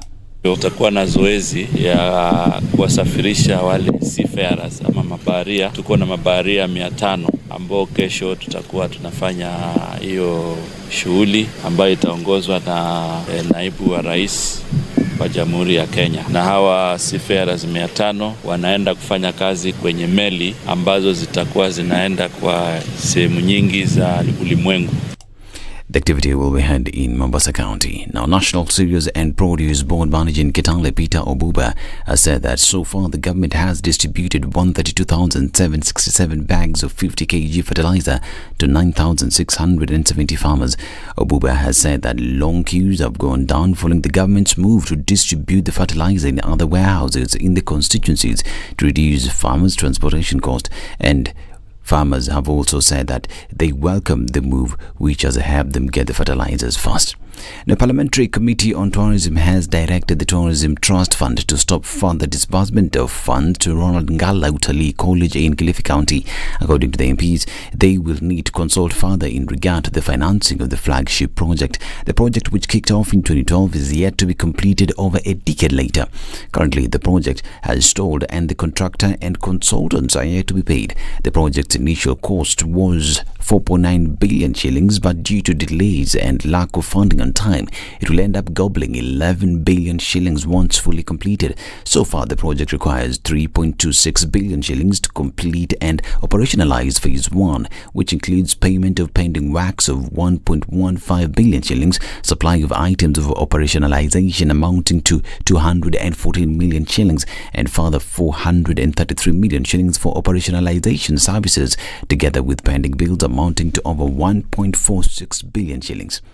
The Kirinyaga County government is conducting investigations on the matter of a 1-year-old baby, Yasin Noor, who went through disarticulation of digits at Kerugoya County Referral Hospital. In a statement, the Department of Health says it is carrying out investigations on the matter to establish whether there was any negligence, with the aim of instituting the appropriate action.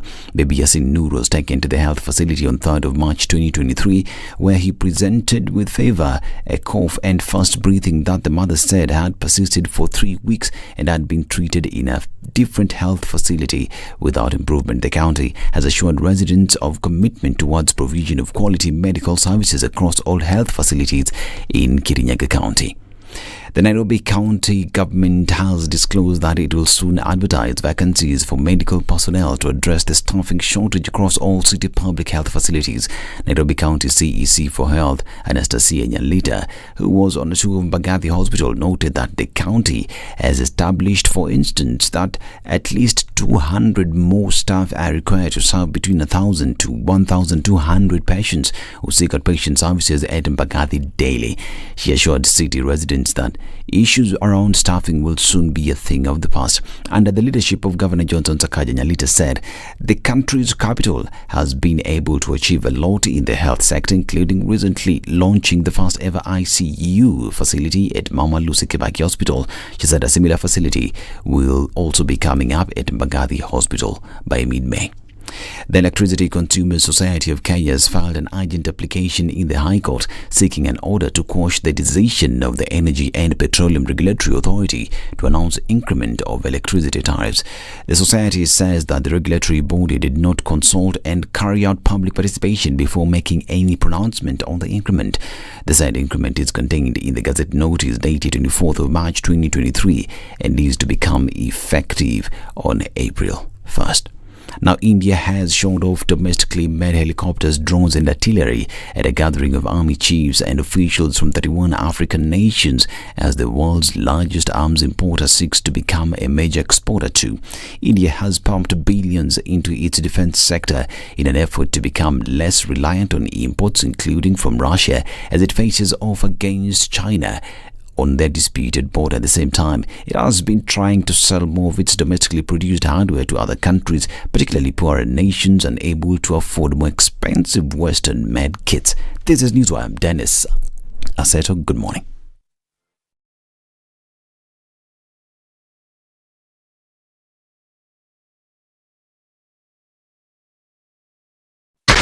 .4 Spice FM, Nairobi. The traffic situation today has not been one that has been too bad. We're looking at different parts of the city not suffering from traffic today. So yay! Thursday, getting into Friday and then on to others hasn't been an issue. We saw a little bit here and there coming out of Westlands, but that's not an issue anymore. Coming into Kiambu Road, no traffic at all. Nothing on the Thika Superhighway. Into the CBD, nothing. Where else is there nothing? On Mombasa Road, on the Southern Bypass. It's flowing very freely. Industrial area, bits and bobs here and there. But again, the word is nothing.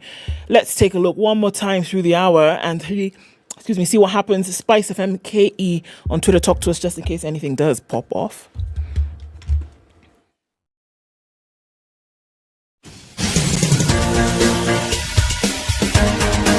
This is the Situation Room, the home of hard-hitting political commentary and penetrating insights about the state of the nation. This is a talk radio experience like no other. The Situation Room, a place for hard truths, debates, and elevated conversations. The Situation Room, witty, political, engaging, deep, controversial. In the room, we have C.T. Muga, researcher, academic, seasoned political observer, a fountain of wisdom in these politically uncertain times. Ndu Oko, Nigerian by birth, Kenyan by choice, communications expert, Pan-Africanist, a truth seeker and believer in people power, and Eric Latif, agent provocateur, the man in the chair, seasoned journalist, news hound, a man who believes in punching up, not down. This is the Situation Room, the only way to start your day. 9. Good morning and welcome to the final hour of the Situation Room today. Have a look on social media. What's happening? Is Mandamano on, or is it Couldn't have been. started a muted? Nada, Iko. not yet. Iko wapi? Is there Mandamano? Watu wanasema nini huko nje? Wameingia, wametoka manyumbani No, kama bado. bado hawajatoka manyumbani? Bado ni mapema. Bado mapema. Mapema ndio best. Lakini sasa kwa hii not yet. Okay, not yet, eh? You might be shocked later, so you know. Okay, we'll see what happens throughout the day today. Keep it locked for that, and we'll see more. And also, our main man Aseto has been telling us what's happening, so we'll continue listening to that. We want now to have a conversation about, the state of the nation and what the country needs. Dismas Mokua is a political risk analyst. He is our guest this morning. Good morning, Dismas. Good morning. Asante sana. While I was waiting, I've committed to memory a few of KCA proverbs. Okay. That I wanted to share. Because last time I saw one of my friends came with a Somali proverb. Yeah, so I've got one I'd like to share. But after I compose myself, because right now... What's wrong? You know, when you're in this kind of august setting with the very heavy intellectuals, you have to take a bit of time to regain your composure. To dumb yourself down. City has a thermos of libation. And you see, he's got a red notebook with a red pen. Yeah, and he has a green pen as well. You know what that's... The blue one. And the black one, just in case. Yes. And if you steal those ones, he has 7 more. Oh, okay. True. Yeah. City, why don't you welcome Dismas with the day's proverb? He has a Kisii proverb, but let's start with a Congolese proverb. Yes, proverbs for the whole of this week from the country of DRC. What is said over the dead lion's body cannot be said when he is alive. What is said over a dead lion's body cannot be said when that lion is alive. No. Let's start with that one, Dismas. What's your interpretation of it? I guess, from a KC perspective, I guess it means that when you've got a powerful person in the room, you can't afford to look at them in the eye and call a spade a spade. You have to wait for them to go to the next room. Then, in low tones, you whisper that this guy is full of something. You cannot tell it to them. No, you can't. You will suffer. They claw your eyes out. Yeah, there's pain.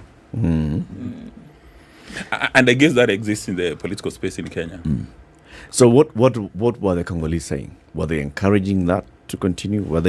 Is it basically reminding you that be mindful of where you are before you say what you want to say? I guess they're reminding you of the power of the tongue, that if you're going to say something, be prepared for the consequences. Be ready. Yeah, if you step on somebody's toe, then be ready for the outcome. Okay. The Kisii proverb? No, I was actually kidding. I don't speak Kisii. No, you made us sit with anticipation, knowing no, you have to remove it. No, there's I'm going to say it in an elaborate manner. It says, Tose melimo kamumbra utaramurora. Yeah, in the Kisii setup, when a man is of age that is about to get married, everybody in the village will be saying what kind of lady is he going to get, and then people start making plans. So women were told, don't start making plans, because in the past, when ladies get married, they would assist in maybe farming activities. So the lady would say, I've got 5 sons, so when all of them get married, I'm going to get 5 assistants. And then she starts allocating duties. But she may be shocked. They may not get married. So, in other words, plan to spend what you have. Yes. Meaning live within your plan means. with what you have. Yeah, live within your means. Voilà. And I suspect it's related to today's conversation. Okay. There's an article that was published a couple of days ago. I understand that Kenya needs a president who will create economic and political stability. And this was by you yourself, Dismas Moskwa. Let me just read the intro and the second paragraph. Article 238 of the Constitution. Does our Constitution have this article? Can you just confirm? It's not a voodoo article. I'm not a lawyer, but I know a lot of law. You know this one? Article 238 of the Constitution says, national security is the protection against internal and external threats to Kenya's territorial integrity and sovereignty, its people, their rights, freedoms, property, peace, stability, and prosperity, and other national interests. The article further states that national security of Kenya shall be promoted and guaranteed in a manner consistent and subject to the Constitution. That national security must be pursued in compliance with the law and with the utmost respect for the rule of law, democracy, human rights, and fundamental freedoms. Then you've gone on into another one, Article 1, talks about the sovereignty. The Constitution provides for the building blocks of a stable nation. 3 things must exist for any state to enjoy stability and prosperity: a stable defense and security that is subject to the Constitution, a stable political climate, and a stable economy. These 3 components form the triad of stability and prosperity. Kenya has a stable defense and security infrastructure consistent with the Constitution, which is why, as we look at this year's presidential election, Kenyans must delegate sovereign power to a leader who will guarantee and secure political and economic stability. Failure to do so means Kenyans will wallow in the miasma of impunity, mediocrity, and corruption. Either or will not work. Political and economic management skills must be the bare minimum. This was actually not last week, it was last year, right? At the beginning of the year. As we're looking into going into an election later in the year. And you're saying, Kenyans, as you go into the ballot, we must look at somebody who will be able to balance those 3. You said the triad, and then you focused on those 2. Because you said, as far as you were concerned, security-wise, we're sorted. Now here we are. We went to the ballot, we elected, we have a president in office. Okay? And what did we get? Did we get one who understands those 3, in your opinion? Yeah, that article is about 1.5 years old, and in my view, it's very relevant. But first of all, before even we go to the article, let's ask ourselves, what gives a state power? Where does a state derive power from?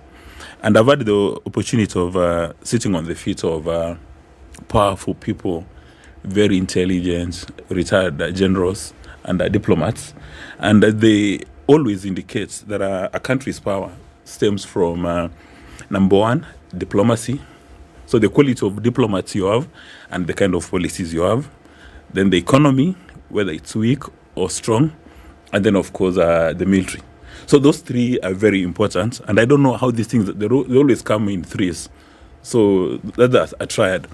And then when you come now to the what makes a nation stable, the first one is that defense, which captures security, like the police force, the intelligence, but all of them are grouped under the military. And for Kenya, we're in a very good space because we've got a very disciplined military. And if you interact with those generals, you actually get very impressed. They even have a magazine called KDF Journal.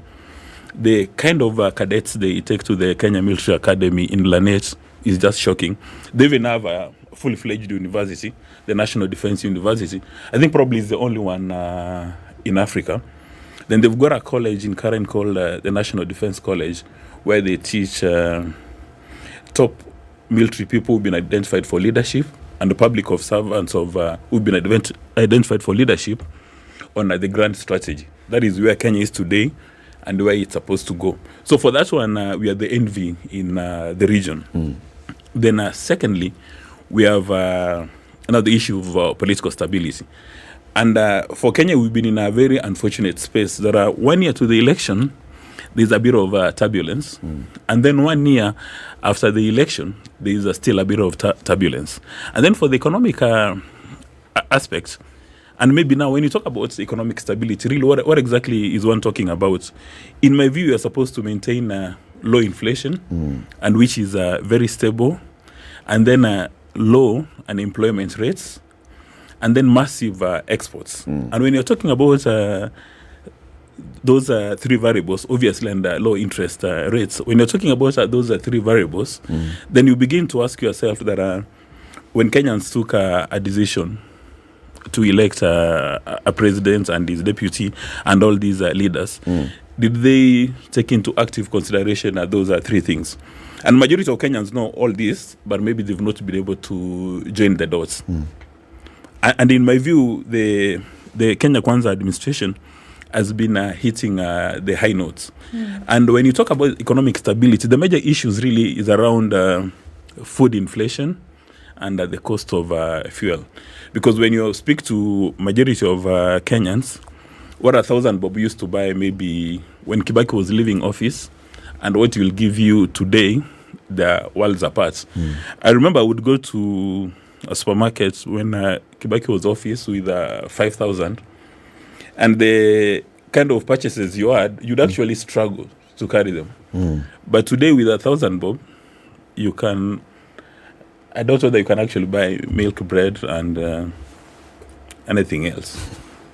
So things are really become thick. However, noting what the Kenya Kwanza administration has been doing, one sees that there are proactive signs for them to ensure that there is economic stability, and they're focusing on policy issues. Like, for instance, recently, Musalia Mudavadi, the Prime Cabinet Secretary, had a meeting with all the principal secretaries. The principal secretaries committee, where they laid down very elaborate strategic national priorities and agenda on what they intend to do. And one of them is food security, because that's where the rubber meets the road. And they've offered subsidies to fertilizers. Then they're talking about housing security as well. They'd like everybody to own a house. In fact, there's a lot of literature that the moment you own a house, a decent house, and you've got a title deed, all of a sudden, your confidence levels go to the sky. You start working with a spring like Okonko in Nigeria, things fall apart, that you're full of confidence. Then number two, the moment you're able to have 3 meals a day, you are not worried about basic issues. Because part of the reason why human beings suffer, when you wake up in the morning, the first thing you fear is establishing eye connection with your landlord or landlady, if you have not met your rent obligation. So that disrupts your entire day. And then secondly, is asking yourself, where am I going to get my next meal? So you really become disturbed. That is why people in the Nordic countries are said to be the happiest people in the world, because they've gone through these basic issues. So for them, instead, they're worried as to whether or not they've got enough reserves as a national security interest. Because again, those are Nordic countries, and known to many people in the world, they've got reserves, food reserves, which can last them for 10 years in case of a crisis. In those beautiful mountains, those Alps, underground is food reserves. Now, when African countries mismanage their affairs, that is the food which comes to African countries after 10 years as a donation. I'm not sure whether there's any African country. Is that a fact? The statement of facts. And there's evidence to support what you've just said? Yeah, there is. Okay. Go on. Yeah, most of the countries that have aligned their national and public interest in a very structured manner, they've got reserves which can go for many years. So in case of anything, they don't get into a bit of trouble. So in my view, what we really must encourage our leaders in the context of what is going to happen later on today. You said right now there are no signs of mandamano. It's actually taken me 11 minutes to get here, and normally I would take 1 hour. So when I asked my cab driver, how come you have the guts to come out? Then he told me he's got 2 choices. He can sit home and look at his wife and children and have black tea the entire day, or go out and make some money so that he can go back with some resources. Okay. And he says on average you make 6,000 shillings a day. makes us after he's done everything else. Yeah, right? that is. He owns the cab, so he makes a net of 6,000. So he said if you go on with these 2 mandamanos, he'll be losing 2,000 shillings per day. Sorry, 12,000 shillings per day for 2 days. Yeah. So this you're alluding to that if the government, if the president is going to create a situation of economic and political stability, what needs to happen is that, if you're likening some of the Nordic countries, there need to be reserves, there needs to be a surplus. For me, the only way to have this surplus is if you are, number one, making money. If you have the food in the first place, you can't have extra of something you don't have, right? So I've always gone back to, if you're going to have, you need to make. It cannot continue to be donations. It cannot continue to be, relief food. If you're going to have extra, you have to make it, and you have to make it yourself. Shouldn't it be that Kenya has to get to a point whereby it is manufacturing and then it is selling for profit, and the profit is then what is going to be used to have a surplus, which you then store? Are we going in that direction? Absolutely. Would you say yes or no? Absolutely. And in my view, Kenya is latent. And you can look at even 5 sectors. Let's start with medical tourism. We've got the best medical facilities in the region. But how many medical tourists do we attract? If somebody wanted to come to Kenya today for a medical intervention, would they really have the guts to land at JKI? I'm not sure. So we haven't explored medical tourism. Let's talk about promoting Kenya as an education destination. We've got about 78 universities in Kenya. And you get students coming from Angola, from Tanzania, from Rwanda, Burundi. But we haven't really promoted it to the hilt to ask ourselves that if somebody's coming from Angola, what do they expect as a student? If they're coming from Cameroon, what do they expect? We have not exploited that. Our beaches in Mombasa and all over Kenya, we have not explored that. Even when you talk about aviation, and Muga, you'll be surprised to know that Kenya in the region has got the highest number of helicopters and planes. But if you want to service your plane today, you will take it to Uganda. Why? The tax levels in Kenya are extremely high. So it's prudent for you to have your chopper serviced in Uganda, then you bring it back. Now, we lost another opportunity to position Kenya as the logistic hub in the region, and Rwanda is eating our lunch. They've gone into a partnership with Qatar, so very soon it's going to be a big cargo center. So in my view, we are seated on our hands. We are in that latent space. We haven't explored our comparative advantages, our competitive advantages, and the reason why that cannot take place is because the people who are supposed to take those decisions, the politicians, do not have a peace of mind, or they are pursuing selfish interests. Now, if you wake up, in Kenya, the working week is 5 days. So right now, people don't work for 40% of their time. So it's only 60%. How are you going to ensure that you enjoy all these securities if you can't go to your place of work? If the energy which is supposed to go to these sectors, instead of our young men going to do farming, they're buying stones and they're going to be in the streets from around midday, how are we going to make progress? So in my view, the reason why that article was very critical, and I need to give myself a pat on the back because it's been read almost everywhere in Kenya, that we must align our politicians, they must align their selfish interest with our national interest and our public interest. If that doesn't happen, then we are going to be in trouble. Just when you do the scenario and sensitivity analysis, what would happen if Azimio decide we are going to have a mandamano every day? Because it's very possible. Mr. Raila Odinga has got power and has got influence. Mandamano every day. And if he takes the decision that we are going to have a mandamano every day, most prudent people will fear going to town. They'll stay at home. What happens to our economy? And then, as indicated, the revenues which are supposed to be collected today, even the county council, the Nairobi County, Sakaja the other day made raised about how much they are losing. How much he loses, You know, I've listened to what you're saying. Much of what you've said, just like you've anchored it on the expectation of the Constitution, the expectation of the law, and everything else, it's basically you're restating the obvious. Mm-hmm. Okay? So we've got these three things that would guarantee our stability. That this is what makes Kenya a state and what it is. This is what is expected of leadership. Those are the obvious things. Now, is it your hypothesis here that our leaders have been missing any of these three? And if that's the case, then what are they missing?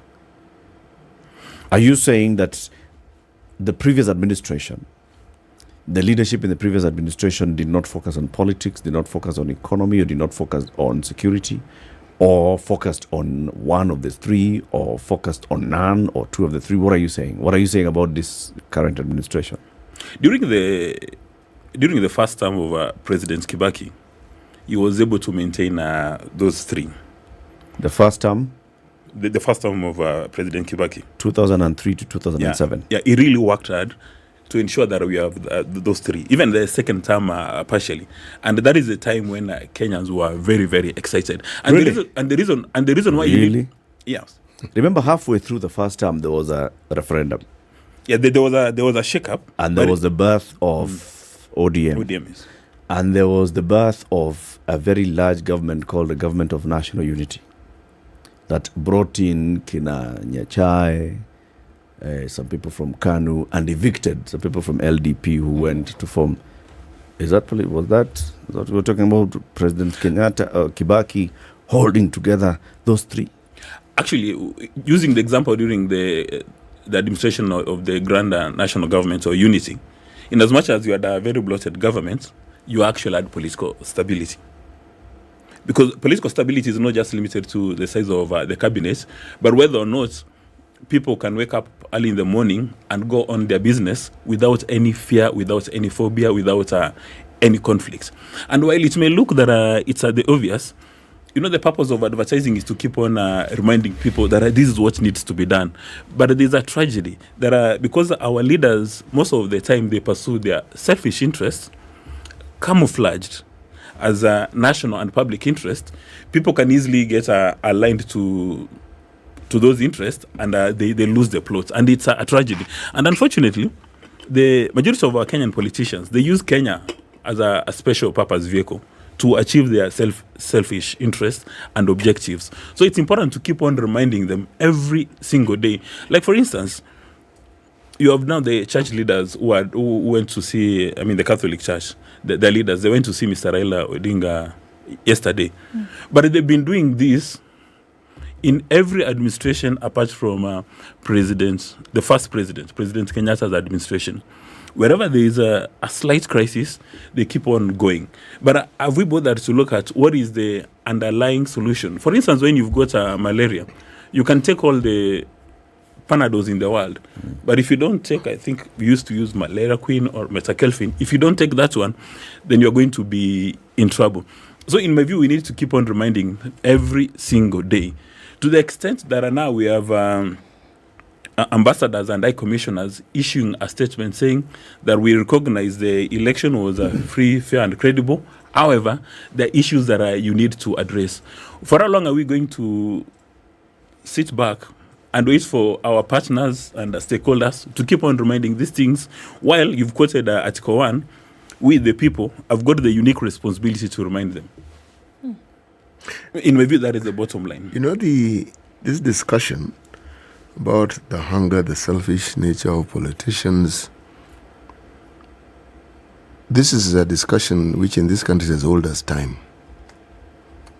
The role of the citizenry, the purpose, the 2010 Constitution was purpose to align all these things that we keep discussing and to ensure that there is a legal foothold from which people can then function.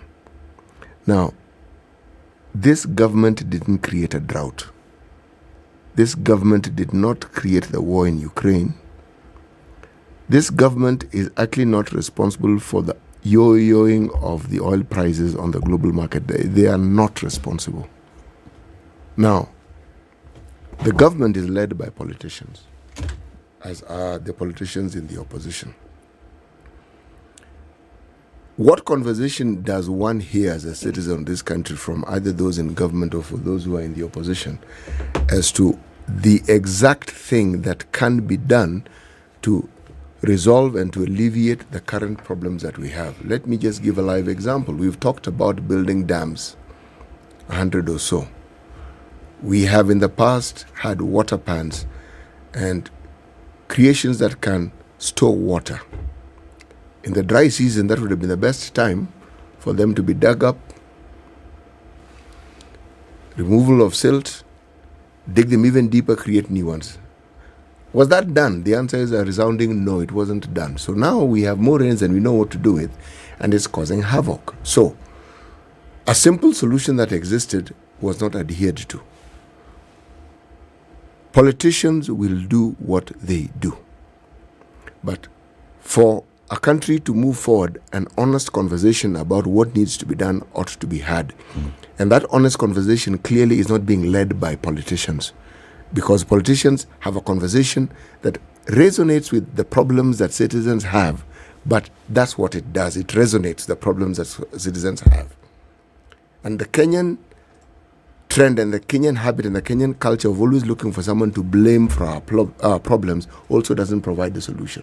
So, you as someone who analyzes these situations, what do you think is the possible solution to one, the immediate problem that we have right now, which is hunger and people who can't eat? Forget the fertilizer, forget the seeds, forget that. That will happen when it's supposed to happen. Now, today, as you analyze, is there a conversation in the political space that tells the citizenry of Kenya how the immediate problem of hunger is going to be solved?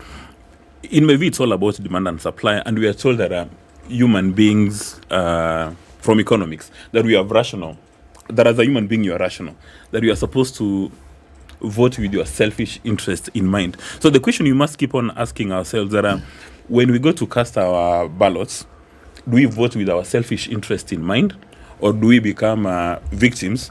Or probably now we are suffering from the Stockholm syndrome, where we are falling in love with our captors, and they can beat us, and they can do whatever they want, and we still keep on clapping. Like, for instance, when you look at the reasons that Amuga has indicated on why we are here today, there's the war in Russia, Ukraine, which has disrupted these global supply chain systems. And understand those two countries accounts for about 40% of our wheat production in Kenya. Can we really blame the Kenya Kwanza administration for that? We may not. Now, Mr. Raila Odinga said that part of the reason why he's calling for Mandamano is because of the high cost of living. Is that a genuine reason that it's because of the high cost of living that we're having these Mandamanos? Or is using the high cost of living to achieve his selfish political interest? What do you think? So we need to ask that question first, and then I'm going to answer it. Then the second question, as the Kenya Kwanza demonstrated capacity and competence to address the food inflation and to address fuel, or from the time they were sworn into office, they went to the Caribbean for holiday, they're missing in action, and Kenya is on autopilot. Now, if Kenyans can start... Let's pause it on those two. Yeah. So it's either one of these two things. Yeah. Either the call for mass action is primarily because of the high cost of living, right? That is one. Number two is the government demonstrating capacity to address the high cost of living. So no, yes, those two. But yeah, Minute Maid. Okay, take a break. Minute Maid. So what you need to do is have that moment, okay, gather everything, and Minute Maid says, okay, release it, and then now think about everything in the fantastic flavors of apple, pulpy mango, you see? Pulpy orange mango, plain orange or tropical, and says, take a Minute Maid moment to gather up your thoughts and everything about you, and then when you do that, you can come back to it. Dismas Mukua is a political risk analyst. He's here today because we are discussing and debating amongst ourselves about the issue of a president who must be able to create economic and political stability in the country for this country to retain its stability. 24 minutes to 10. We'll be back shortly. Let's take a look at the weather and traffic.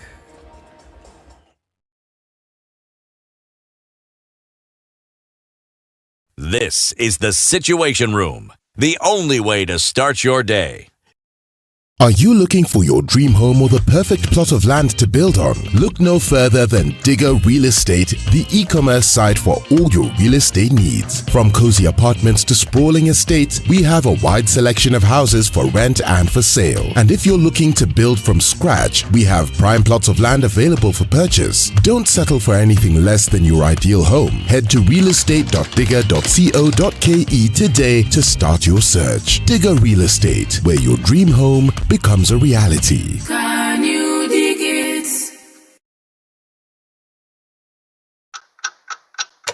Sleepwalking through the afternoon. Sleepwalking through the afternoon. Sleepwalking through the afternoon. Don't live life on repeat. Enjoy your break moments with Minute Maid Delight, a treat that awakens your senses and fills you with vitality. So fill those break moments with the indulgent sensations of Minute Maid, featuring delicious mango, tropical and apple. In Nairobi, highs of 25 and lows of 15 today. Looking into Nakuru, we'll see highs of 26. Nyeri will see highs of 24, and we'll look at highs of 26 in Eldoret. Mombasa is going to see highs of 32.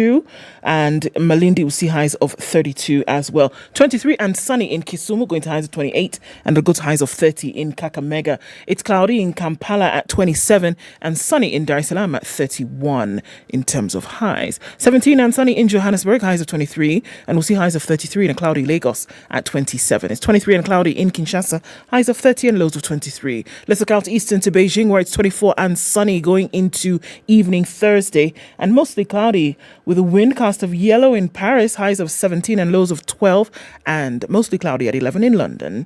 5 degrees and mostly cloudy still Wednesday night in New York, coming into Thursday, highs of 8 and lows of 2.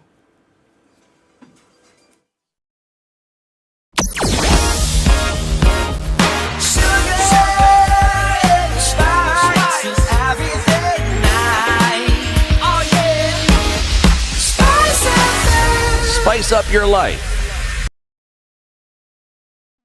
Okay, so think about it. We're looking at some, actually not really much traffic in the city this morning. A little bit coming out of Westerns, but apart from that, ghost town, empty, graveyard. How many more things can you think about that are quiet as traffic is in Nairobi today? Nobody's anywhere this morning, and so traffic is not going to be an issue.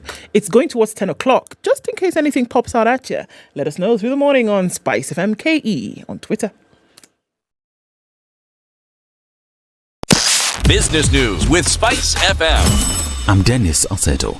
President William Ruto has invited German businessmen to invest in Kenya's micro, small and medium-sized enterprises. He said Kenya stands to benefit from the world's most experienced, organized and resourced German establishments. Ruto noted that the sector is the backbone of the German economy, generating more than 60% of employment opportunities. Transport Cabinet Secretary Kipchumba Murkomen has appointed Mahmoud Abdi Mohammed as the new chairman of the Kenya Railways Corporation. Mohammed will now serve as the chairperson of the KRC Board of Directors. He takes over from Pastor Awita, who was appointed to the position in 2020. The new chair will serve in that capacity for a period of 3 years. The Central Bank of Kenya has approved 10 more digital credit providers, pushing the total number of registered entities to 32. They include Enjoy Credit Limited, Asante FS East Africa Limited, and Colcos Enterprise Limited. Others include Edomix Limited, Extended Money Service Limited, Fourth Generation Capital Limited, and Jumo Kenya Limited, among others. Kemri Wellcome Trust Research Program is looking for an assistant research officer with a bachelor's degree in biological sciences with at least 1 year of experience in biomedical research. Suitable candidates are required to send their CVs and cover letter by 5th of April 2023. Visit jobs.digger.co.ke for more information on these and other jobs.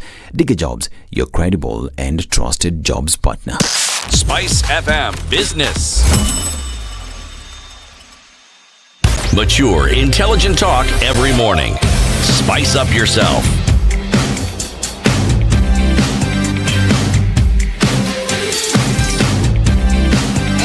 Mornings done right. 94.4 Spice FM, Nairobi. 18 minutes to go. So, Dismas, you said yourself that from your own observation, the cost of living has gone up. The cost of food items and even said cost of energy has also gone up, right? One of the reasons that's being advanced here for Maandamano, and yes, it's debatable whether this is the primary reason for the leadership of Azimio, is the cost of living, or whether they're using that to ride on it, is the issue of the cost of living. Now, the question is, number one, do you think the people, citizens of Kenya, who are supporting Maandamano either by pouring onto the streets or by going onto the keyboards or by sitting back at home and saying, yes, to Maandamano, without going to Maandamano, are actually doing it because of cost of living? And number two, do you think the Kenya Kwanza administration has actually done things to give Kenyans confidence that it's addressing the current, not future, the current cost of living? Yeah, when you look at all the revolution, the crisis, if you go back to Tunisia, it started from food and fuel.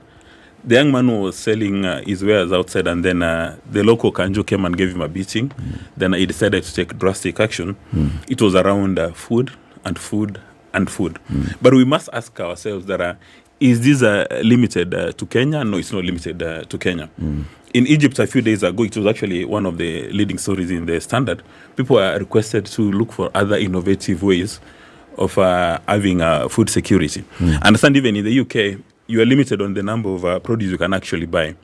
That even the cost of energy has gone up on average 3 times, in other countries 4 times.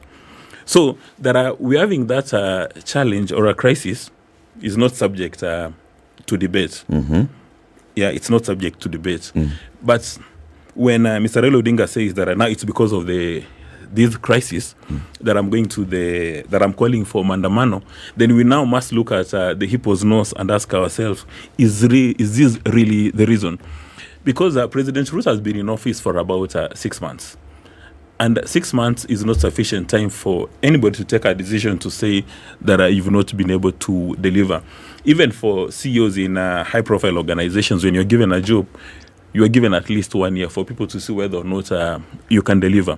And then the second part of the question is that as Kenya Kwanza demonstrated capacity and competence to address this issue. And the answer is yes. They've come up with a supplementary budget. Then they've offered all these other incentives. So in my view... Which other incentives are these? I mean, especially for food, the people who are planting, they've been given fertilizer. There's some people who had said to hell with farming. So without the fertilizer, these farmers wouldn't plant? A few would plant, but most would not plant. In the years that people have been planting, have we had fertilizer subsidy? We've been, they've been subsidies on consumption, but in the past the yield has significantly reduced, because if you've got the same piece of land and then you keep on planting, you don't give it time, you don't give it a break, then you'll have a challenge. Where I come from, are you suggesting that farmers don't understand this issue of crop rotation and understanding what needs to be done, when that is the trade they've been plying for generation upon generation? Then you introduce another point about extension workers, and when you talk about the crop rotation, you are actually assuming that they've got unlimited acres of land that they can actually engage in this. We've got a land crisis, especially where I come from, that the land is so small, is limited, so you have to come up with this fertilizer. If you don't have fertilizer, your yield is going to be substantially compromised. And the best way to address that food security is to flood the market with food. So coming from the production side, and then giving people those fertilizer. The other day, you hosted Governor Orengo, and he said that he was actually struggling giving people seeds, giving them fertilizers to do that. So there is evidence that there is movement towards ensuring that the food insecurity in Kenya has been addressed. Well, a few days ago, I saw Linturi went to, I think, Zambia to try and engage in contract farming so that we can start getting maize from Zambia. But again, the fundamental question is that for how long are we going? That issue of going to Zambia is supposed to be a solution to our food problem. I mean, an interim solution. How is it? Okay. It's also to say that the maize is already ready in Zambia. No. Oh, we still have to wait. We've been given land. Yeah, for contracts. Why have we been given land and we have land? I think here is the issue, though, Dismas. Yes, we cannot argue that the government has set aside money, has bought fertilizer, has been distributing fertilizer to farmers. No argument. It's happening. Quality and all notwithstanding, that's a whole debate altogether. The government has talked about our focus is going to be irrigation, and we are going to go big on, supporting irrigation, building of dams, giving away 500,000 acres in Galana Kulalu, being given free land in Zambia. All those things, fine. However, those are future. Okay? And the question is, has the government given the people the confidence that they need to know that tomorrow I will be able to feed my family? In the interim, as we are waiting for the crop to germinate, to grow, to palilie, to vune, to kaushe, tupeleke kwa board, iende kwa mila, ikuja kama unga. And as we wait for all that to happen, the tomorrow, that's the question. Is there confidence, public confidence, that the government is aligned and attuned to the current need? You're talking about short-term interventions? Yes. And long-term interventions? Yes. Now, when you're talking about long-term, you're talking about the Galana Kulalu, you're talking about irrigating all the arid and semi-arid lands. That is long-term. Short-term? Medium-term. Yeah, short-term is the food you're talking about that Linturi says is in the high seas. And for you to establish whether or not the government has given hope is to ask yourself that when you listen to President Ruto speaking, when you see these principal secretaries meeting under the chairmanship of Musalia Mudavadi, when you listen to Linturi speaking, are they actually going the extra mile to make sure that it address both the short term and long term? And you know, that's the entire basis of when people are doing the MBA. Yeah, the short term and the long term. Yes. Now, depending on where you are seated. In 6 months, how much maize has arrived in the country? No, before even you go to 6 months. Because Linturi has been doing the shuttle diplomacy such that even the deputy president can't find him to go to open the ASK show. He has to tell him, usiende kwanza twende na ASK. In those 6 months, how much maize has arrived in the country to actually support the lowering of the cost of unga? In those 6 months, because the promise has been, we are going out there, we are importing, we are bringing. In those 6 months, how many people would you say are actually walking to a shop knowing, kuna mahindi ilikuja, knowing, not just knowing there is maize, there is unga, that's why I'm able to buy this thing at 130 or 190.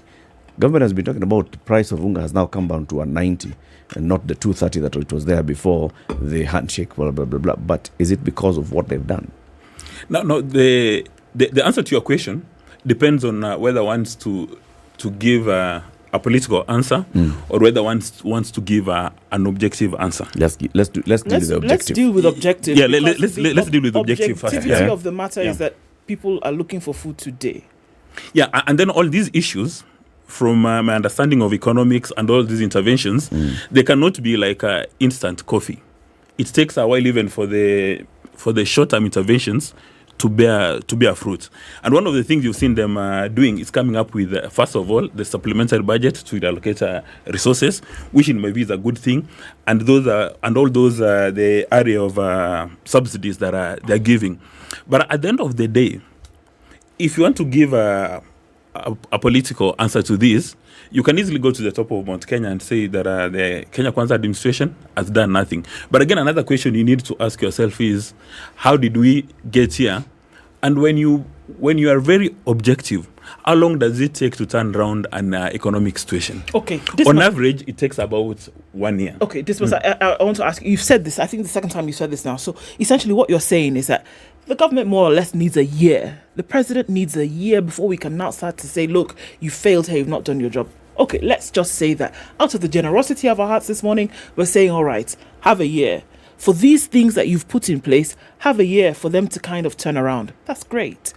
Now, what we are saying now is that there also ought to be a plan. There needs to be something that needs to be done today. Can the people of Kenya who are hungry today not judge the government on the plan for today for a current problem? To say that in as much as you've put these long-term plans into place, there is a plan needed for which immediacy must be applied, because something needs to be done, because you have frustrated people who essentially the first item on the agenda is to feed themselves and their families, for which you also as a government have a responsibility to make the environment conducive enough for this thing to happen. You've talked about a supplementary budget, so maybe I can help a little bit. Would it be so difficult to have said the elements of that supplementary budget was to increase emergency funds, to see that let's put in an interim subsidy, for example, so that immediately food comes low? We've seen that money has been released for other things. For me, I would be seeing, okay, let's have the injection of emergency funds to bring down food so that this depressed state is alleviated at some point. Do things like that make sense? Well, you know what they indicated? They said instead of offering those interventions or subsidies in consumption, they're going to the production side. They must be having their logic, and probably the government spokesman or one of the advisors would actually be able to break it down. But my view is that going to the streets today because of the high cost of living is a political decision. You are not addressing the actual reason for the high cost of living, because you cannot say that you've got a high cost of living and then you want to disrupt the economy 40% of the working week. That will not work. And then when you talk about those policy interventions, another question that you must ask yourself, are they moral-centric? Are they citizen-centric? Yeah. Because everything, I think, you know, the definition of leadership is that as now for the case of President Ruto, identify our priorities and allocate financial resources to those priorities. That's what you're supposed to do. Now, he's created his supplementary budget, which is going to run in the interim. But in the next few days, now we'll see his full budget for one financial year. So the supplementary budget is a band-aid. I would say and it's allocated money for fertilizer. For fertilizer, for seeds, and these are interim interventions. Yeah. Okay. And especially the seeds, that is for the later rainfall, not this current one. So there's no need for allocating a supplementary budget for September. But let's assume that he has done that, okay? So that's for the short rains for Uko November. Currently, for the fertilizer, for the current fertilizer, that is still going to address food in June, July, going onwards. The issues that we're asking, current interventions, what are they? Remove Raila Odinga and Martha Karua and all the politicians and all those guys from this conversation, all right? Is there a palpable reason that Kenyans would want to not throw stones, but talk to the government about the current need? But my opening remarks were because remove the Raila, because you can say Raila is only riding on this. Why would Raila be riding on it? Because he has been able to read the pulse and seen these are the issues that are affecting morale. And for me to actually be able to get my other agenda going, I'll use Mora's agenda as the cover. Yes. So you're accepting that Mora has an agenda, that Mora has an issue. Mora's issue. And Mora's issue is, now, today, I am not able, like you said, 100 bob is only giving me, cannot even buy me a packet of unga. Mora's priority today, as we have this conversation, or rather concerned, is food inflation. Yes. And the cost of fuel. Yes. I hope we are agreed on that. Okay. And the president has just been in office for only 6 months. Yes. Now, the question we need to keep on asking ourselves, from a very objective prism, is that is 6 months sufficient to turn around this situation? Is 6 months? The answer is no. No. However, is 6 months sufficient for you to see that the administration has got capacity and competence to turn around this situation? Yes. Do they need more time? Maybe 1 year. I keep on talking about this 1 year, not the 100-day miracle. These are 1 year. 1 year. Because by then, we'll have a lot of seasons, a lot of crops. Now, within 1 year, if they've not sorted out this situation, then one may say, wait a minute, we gave you the mandate and you have not delivered. Now you can start asking questions. But that does not mean that Mora today shouldn't ask questions. Because now, as Mora is asking those questions, is Mora justified to ask whether 6 months are enough for the government, whichever is in place, to put in interventions to address her needs of today? You see, when Mora is sleeping on an empty stomach, one of the things she needs is hope, and to be given indications that there is some proactivity, that people are moving in a particular So why direction. is Mora agitated then? It's because, number one, that hope hasn't connected with her. Can we agree on that? She's been given the hope, but somebody has come. It's not somebody. Somebody has come with heavy political influence who is telling them, forget about that hope. These guys have no capacity and competence to So deliver. you're saying without Azimio, Mora would actually buy this hope. That don't worry about not being able to feed yourself tomorrow. Just wait until July.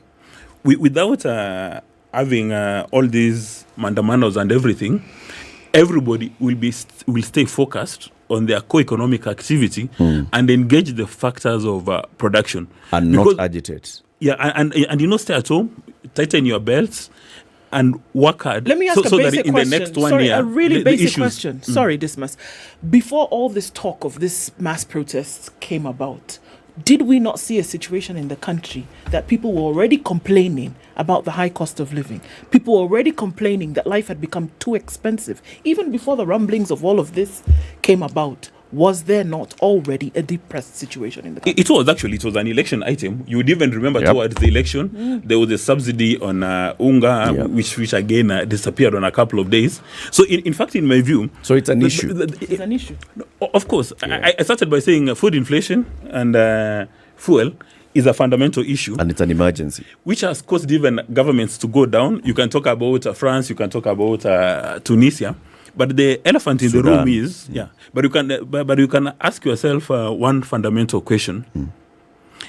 Has this administration been given time to demonstrate capacity and competence to deliver? That is the bottom line. Why is this the bottom line? Why is this the bottom line? Why is it the only bottom line? It's the bottom line. Can't it be like a tiled bottom line? No, because the architects of the Mandamana are saying these people have failed to deliver. Now, how can you deliver within 6 months? That becomes the question. Why can't you deliver? Are you saying that in 6 months there are no deliverables? There's nothing you can do in 6 months? Within 6 months, you're supposed to demonstrate that you have capacity and competence to do the actual delivery. Is it possible, Dismas, that that's exactly what the Kenyans are saying? That you are not demonstrating that you have the capacity? And we demand that you demonstrate that capacity. Do you think there's a possibility? No, there is no doubt in anybody's mind that they've demonstrated capacity and competence to deliver. However, because of the Stockholm syndrome, majority of people aligned in particular aspects have decided to ignore that. Dismas, have you applied for that job? Which one? Government spokesman. Was there a vacancy? Yes. A big one. So spokesman and 3 deputies. Wow, I have no idea. Dismas Makura, political risk analyst. Always a pleasure having you here. That was short. We're always very short. Anyway, thank you very much for tuning in to Kenya's biggest conversation. Have a lovely one. Have a peaceful day. See you again tomorrow, 10 a.m.